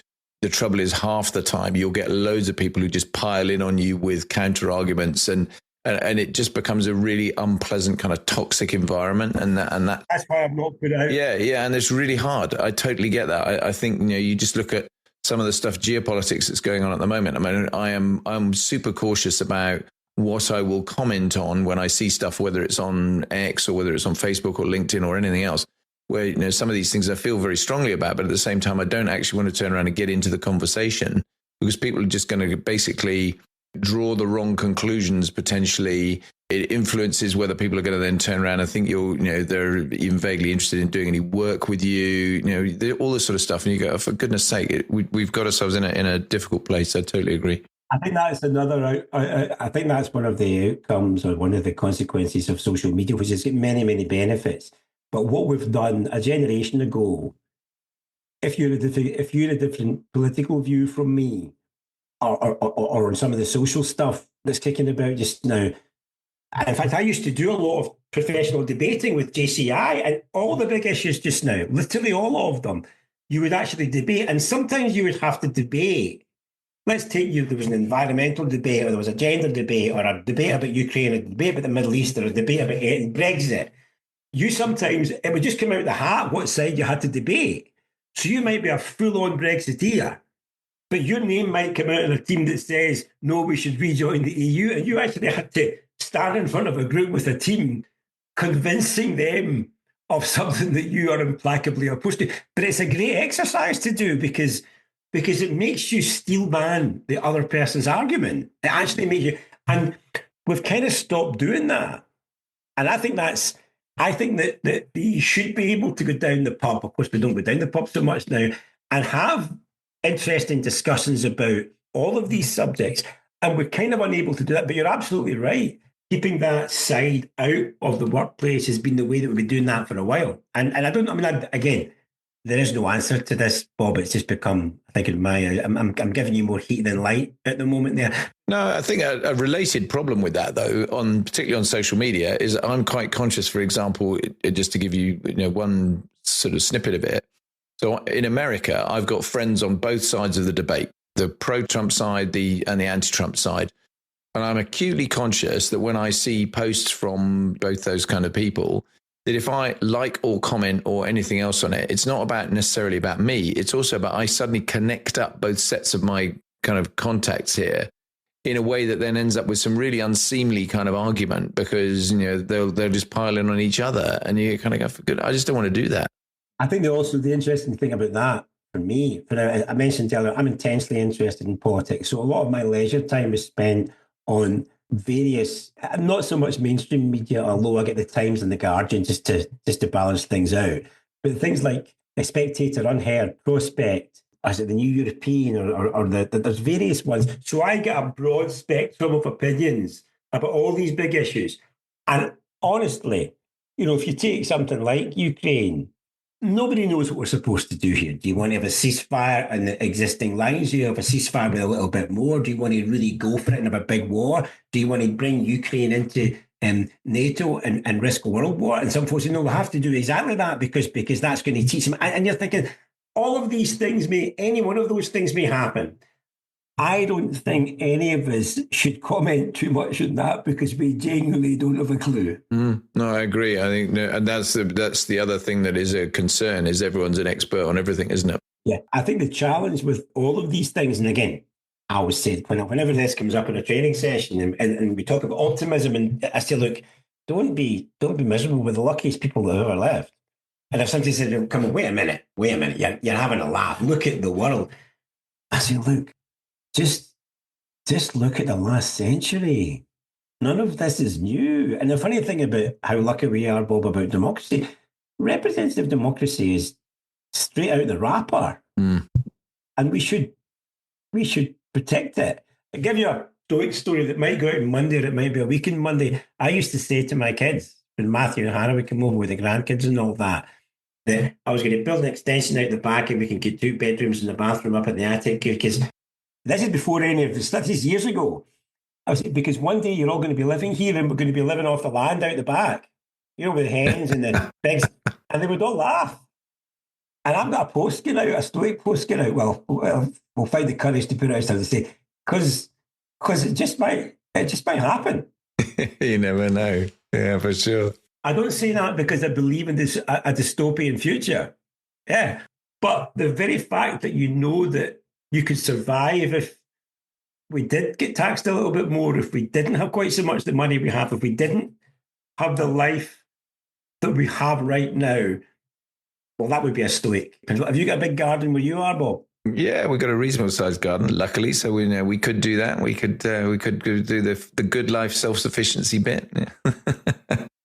I think you make a really good point, though, about we're the luckiest people that have ever lived. Because I saw something on this not that long ago where someone had written, that about everyone's woe is me, about everything that's going on now.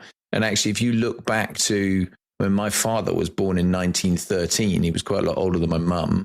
So he obviously was a kid when the First World War was going on, or was very, very young when the First World War was going on. But then he was a bomber pilot in the Second World War. All of the kind of run up to the Second World War, he'll have been through that. My grandparents on his side will have seen all of that kind of stuff and everything beyond it. And then you had First World War, Second World War, Korean War, which Second World War and Korean War, he was directly involved in. You think, oh my God, when you actually look at the technological advancements and the living standards and the kind of approach of the kind of quality of life that people have now. I mean, even I can remember as a kid, black and white TV with whatever, we had 3 channels originally, and then Channel 4 was a kind of novelty. And it's just, if you start genuinely looking backwards at some of those sorts of things and take a bit of a hard stare at your current life, yeah, for sure. You need to pause, I think, and you make a great point. One of the interesting things to say, and this is for me, see, we don't all look at the world through the same lens, because whenever I speak to Shannon about this stuff, she's just thinks I'm being a bit of a miserabilist. But one of my favourite things to say, and I'll say it quite often when I'm talking about stoicism, either in a keynote or on a post, I'll say, and I might not get the numbers exactly right, the Earth has been about for 3.51 billion years. The sun has been about for 3.15 billion years. Yeah? Human beings have been about for 300,000 years. Yeah? We are here for the blink of an eye. There was a 1 in 4 billion chance of us even being here. And finally, no one before the year 1910 had ever had a hot shower. That's a good thought. I'd never thought of that. We simply take all those benefits and we bank them. One of my other favourite Stoic quotes or Stoic stories is kind of, be happy with what you've got, because what you have now was something you wished you had just a few years ago.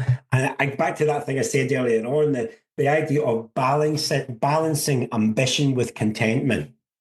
Yeah, balancing ambition with contentment is one of the absolutely crucial things to well-being. I don't like the word happy, as I said earlier on. Balancing your ambition with your contentment, I think, is you get the sweet spot in that more often than not, and you'll have a more contented life.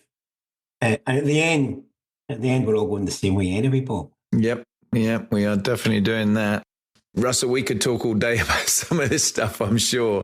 There's a few things I do want to get to with you, though, because I think they're highly relevant. One is personal stuff for you. Highs and lows is what I always talk about. And what I guess, if you had the rearview mirror and you were looking fully into it, what would you do differently and why? I'm not one for looking back much, but the one thing I would probably do differently, and this is only because of where we are now, I would try and make the business bigger earlier. So if it was 50 just now, I would have more time and actually motivation and energy to make it bigger. But it just didn't appear to me at the time. Actually, it was lockdown that, because I could see, I didn't want facilitators all over the country that I could never see. I just didn't think it would work. So that would be one thing. And I like to that, Bob, funnily enough, is I don't have a good enough black book, and I have not been and am not a brilliant relationship builder, despite the fact that my name's at the front of the business. I am an introvert. I'm a socialized introvert.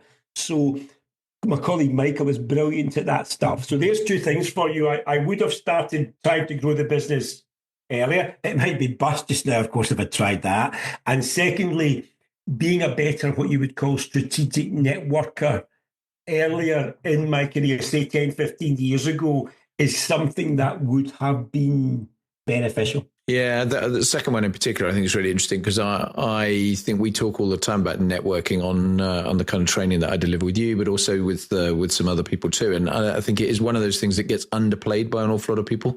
And they tend to think about networking as it's a formal thing. You're going to a networking event. And actually, interestingly, just this week, somebody said, actually, I don't really like going to a networking event, but if I'm going to an event where there happens to be some networking, I'm fine with it. And of course, they're exactly the same thing, but just with the way it's framed. And I think that's really true, because I think it is about building your contacts, building your connections, never quite knowing how that's going to work. I sat next to a lady on a plane back from Copenhagen after I've been doing the work with you on the Senior Consultant Academy. And, I just said hi, and and we were kind of doing that usual polite conversation thing. The next thing is we had a 2-hour conversation going back to Heathrow, which was absolutely fantastic. She's, I'm sure I'm going to have her on the podcast at some point in the future, because we had a really, really interesting conversation with lots of great connections. You just never know where that's going to come from. So I think it's such an important feature. Don't get me wrong, I'm all right at it, and we've built a decent business out of it. But when I look at that, if you're asking me that very question, there's no question that choosing. I've got a mate up here who's just actually sold his business to Accenture. God knows for how much money, and his business is much younger than theirs. Now, a completely different business. But he said to me, I just wanted to build a massive business, Russell. That was my aim. Now, I didn't. But when the opportunity came to make it bigger, I could have done that 10 years ago, and certainly been a better strategic networker wouldn't have done us any harm. So that's something I've maybe missed out on a little bit. Yeah, interesting. What's the high point then? So many. Honest to God. I can still remember going to the MGM Grand in Las Vegas. We won a wee business plan competition. It was the first 3-year keynote on oratory that I did. Stephen Covey was the keynote speaker. 9,000 folk listening to Covey. A wee funny story in that, when I was there with about 50 Scottish people, as soon as Covey came on, there was dry ice and balloons and music, and most of the North American audience were going absolutely tonto on it. And there was 50 Scottish and Irish people sitting with their arms folded. Who is this guy? Stephen Covey. He might be shy. He's not done anything yet. So that healthy skepticism. Anyway, I thought nobody was going to turn up. We were in a wee room, ante-room, way along the corridor. 150 people, 60 people could come in the room, and nobody turned up. But of course, they were just on the way.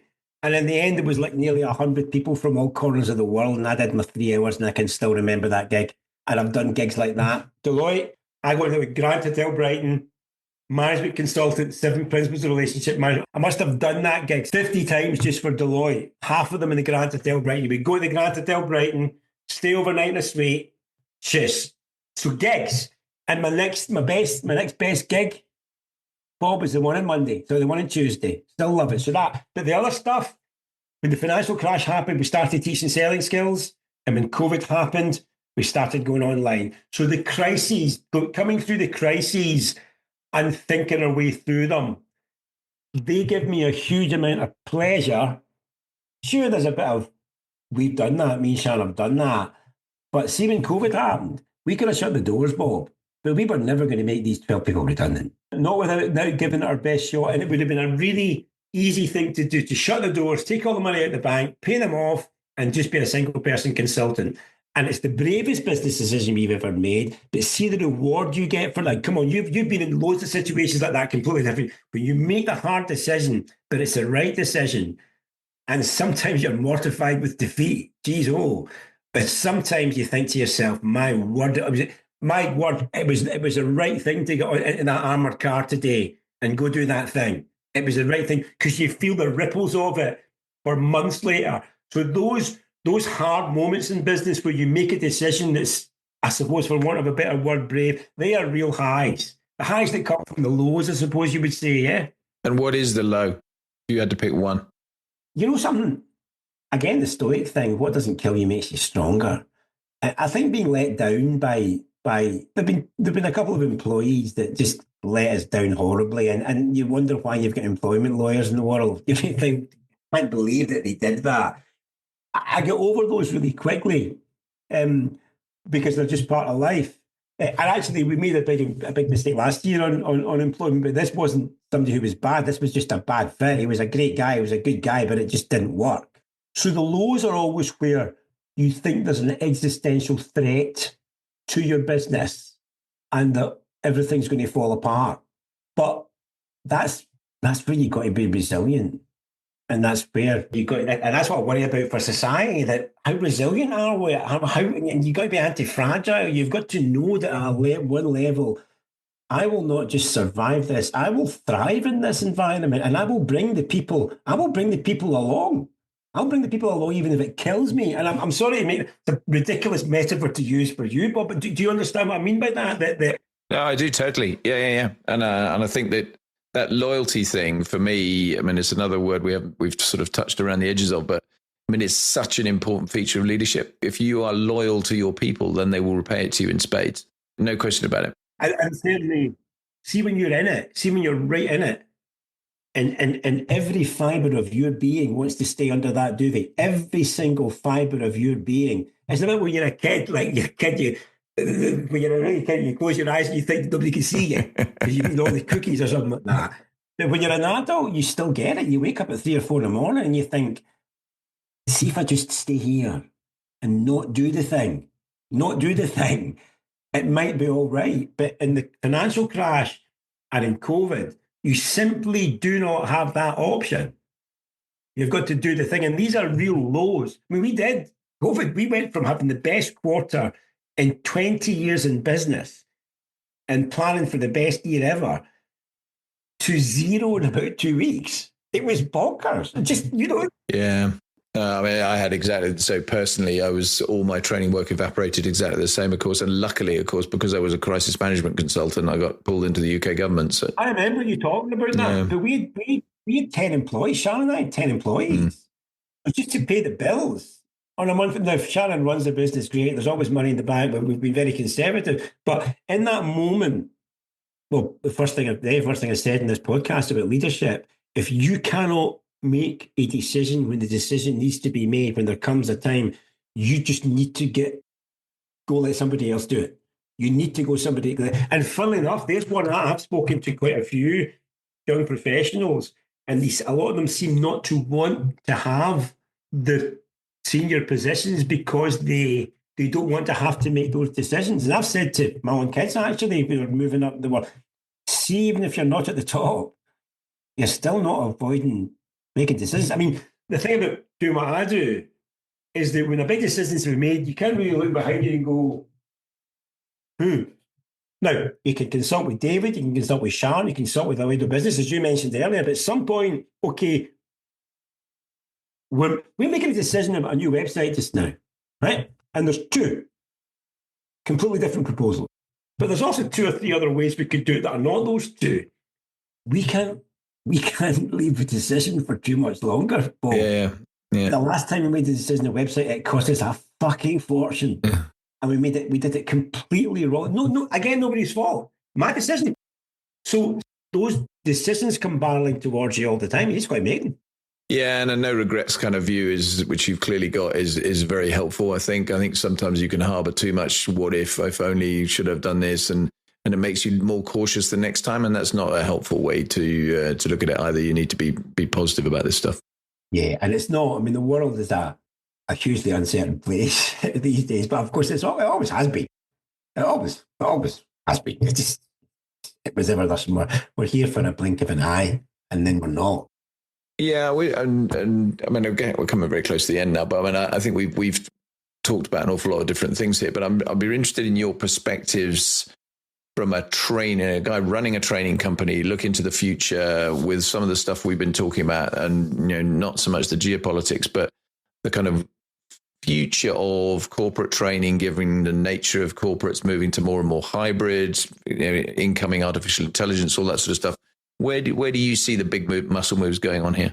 Well, I think what's interesting, I had a really interesting conversation with a guy called Ed Monk from the Learning Performance Institute. Do you know of them? LPI? No. Well worth looking up. And Ed came in and did a strategy workshop for us. And what's brilliant about things like that is there's lots of clever people in the world, Bob. I like training clever people, and I like being in the environment where you're in the audience with clever people. What very rarely happens is you get somebody who's really sharp, but they also know more about your sector than you know. So quite often I'll meet a clever M&A consultant or a clever lawyer or consultant, but very rarely do I meet someone who's steeped in my business and knows more about it than me and can articulate it better than me. So Ed is one of these guys, and it was a brilliant workshop. And we spoke about the future of training. And I think he was partly articulating something I intuitively believe, but he's got more evidence on it. So here's the take on broadly, AI, hybrid, etc., etc., etc. I think, as with everything else, the most sheep dip end of training is going to be vulnerable, because obviously things like AI and being able to do it online, etc., etc., etc. If what you're doing is, you could call it sheep dip or just rubber stamp or just mundane type of training, there's no question that technology can make that cheaper and needing less humans in it. That's just a fact. Okay, you know what I mean? But see at the high end, and forgive me, I think I might have mentioned a version of this earlier on. If you're talking about working with people who are smart and need to learn stuff and ingest it and be assessed on it and all that kind of stuff, I think that's going to be pretty protected. Now, you'll still have to become more efficient at it and give more or less and all that kind of stuff. There's nothing quite like having an expert in front of you who can interact with you and can engage with you and pick up all the nuances and have the arguments and the disagreements and take you in that journey. So for my money, for the type of, I think for training and learning and development, you're going to have to innovate and do more and more stuff. But see if you're at the end that says Kirkpatrick level 4, they're going to improve what they do, they're going to be able to do it better. There's always going to be a place for the teacher in the room or the Zoom room. I mean, we film our keynotes. So there'll be 12 free keynotes of all our best stuff online by the end of the year, 45 minutes, and everybody can read them. But it's not the same as training. Yeah. Sure. It's a taster, isn't it, rather than the actual event? Yeah. I remember getting a VHS video on how to play the guitar 40 years ago. Do you think I can now play the guitar because of a VHS video? No. I bought a guitar and everything. I had the VHS recorder, but you'd learn how to play the guitar with a guitar teacher. Now, it doesn't mean that you can't do all that other stuff as well. I just think that's my take on it. If your stuff is good enough, but also at the right level, and it's not the sheep dip, you use technology, and we've got the Wonder Wall. We're going to have more and more instructional videos on it. There's going to be other ways to learn, but they're going to be assisting the learning that happens in the room or the Zoom room. That would be my take on it. And seriously, go to the LPI Institute, Learning Preparing Performance Institute, and follow Ed Monk on LinkedIn, and they're saying some really interesting stuff about that at the moment. And they've got a deal with Microsoft, and they've also got some interesting webinars kicking about. It's the well worth it. So that'd be my take on it. Yeah, no, it's really interesting. Really interesting. I normally ask the same two questions at the end of every podcast, but I've already kind of got out of you what I think your most memorable event was. So I'm going to change the first one a little bit and ask you, what's the funniest experience you've ever had in the training room? You must have had a bucket load of really quite entertaining things over the years. So I was actually thinking about this, and one of the funniest things, funny enough, happened not in a training room, but early on in our business and personal relationship. Shannon and I went to Dubai, fancy Dubai. Yeah, we're staying in this ridiculous hotel, and we went into the loo, and there was 2 WCs in the loo. And I said, no, Sean, one of them is a BD. She says, what is it? Yeah. I said, well, let me show you how it works. Bear in mind, we're quite new to all this stuff, this relationship stuff and all that. And I sat down on the edge of the BD and I turned the tap. And I thought the water was going to come out of the back of the BD into the bowl, but it came straight up. Came straight up into the face. It was just because it wouldn't have mattered if we'd been 10 years together. It was just that. And that was when we were on a trip for business to Dubai. What I'd say about the funniest stuff, do you know what I love? You must love this, Bob. You know what I love? Because I do use a lot of humour. I love it when a delegate gives you a better punchline than the one that you've said. I love it when somebody, it doesn't matter whether it's conscious or unconscious, and they come up with something better than you. I just think that's when I actually stop. When that happens, I actually stop and I say, you know something? I'm actually getting paid for this. This is the best. And what you're doing is you're, in a backhanded way, you're flattering the group. But I love it when you're getting that action learning banter going. Yeah. It only really happen in the real room. It doesn't happen online because you don't get the nuances. When you're rocking and rolling, and you've got your lines, you've got your stuff, but somebody in the group, often it's great when it's somebody unexpected, actually comes out at you, with a better line. I absolutely love that. I love it. That's my favourite thing. Nice. Yeah. And the very last question, because I'm very conscious you've been very generous with your time, but what's the most difficult question you've ever been asked? In a training room? Well, in your career generally.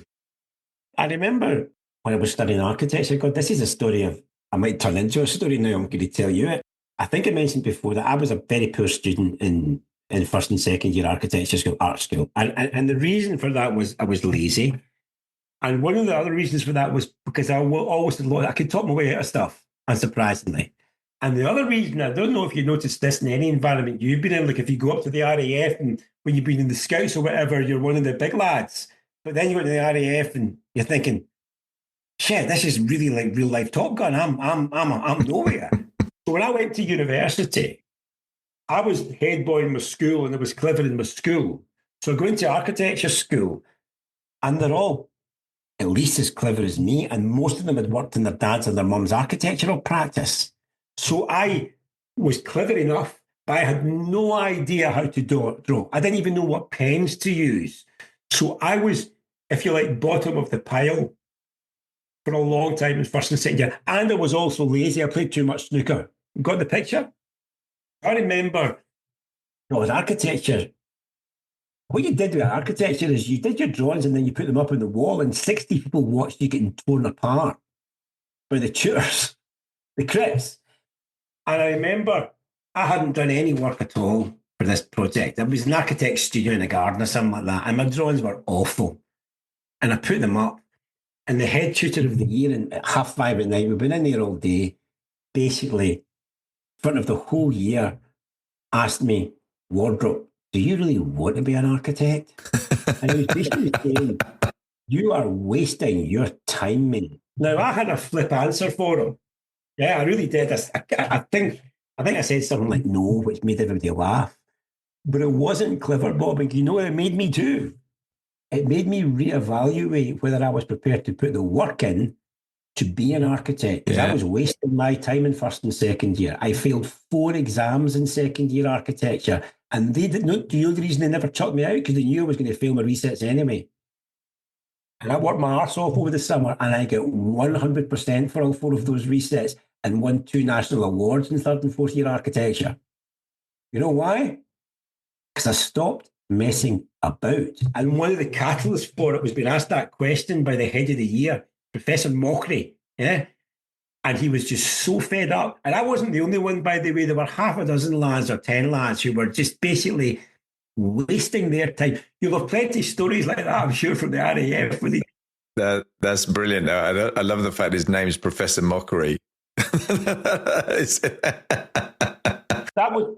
what I remember. That was being put right in the corner and basically being asked, are you up for growing up and doing this properly, mate? Because see, if you don't, you're not going to be here next year. But you need those kind of wake-up calls, don't you? You do need occasionally that kind of kick in the backside that's going to really give you a... Life-changing, because if I hadn't passed second year, I wouldn't have become an architect. Now that, sliding doors, I might have got into my father's industrial waste business. He might not have sold it and I might become an industrial waste magnate, whatever. But I certainly wouldn't have been an architect because there comes a point where you have to put up or shut up. And that's what essentially he was saying. Yeah. Because he was 100% right in what he said. And you might never have got to be the chief exec of KWC Global with all that it brings as well. So, well, as I've said to you, I mean, first of all, thank you very much for inviting me. I don't worry much. But I've listened to bits and pieces of some of your podcasts, but I've certainly seen a lot of the guests you've had on. And I'm thinking of the guy that's been in the RAF and also played in the wing for England rugby and your army generals and all that. I'm thinking, I'm not here to talk about leadership. But so it's been a real pleasure. And I'm going to look up some of your podcasts over the weekend because I've been remiss on it. But thank you so much for the invite. It's been an enormous pleasure. No, well, the pleasure's mine, Russell. I'm very grateful for your time. Thanks very much. I knew it would be an entertaining discussion. Your team said, when I said I need to put 90 minutes, they said that won't be enough. Turns out they were right. But no, Russell, it's really brilliant. Thank you very much indeed.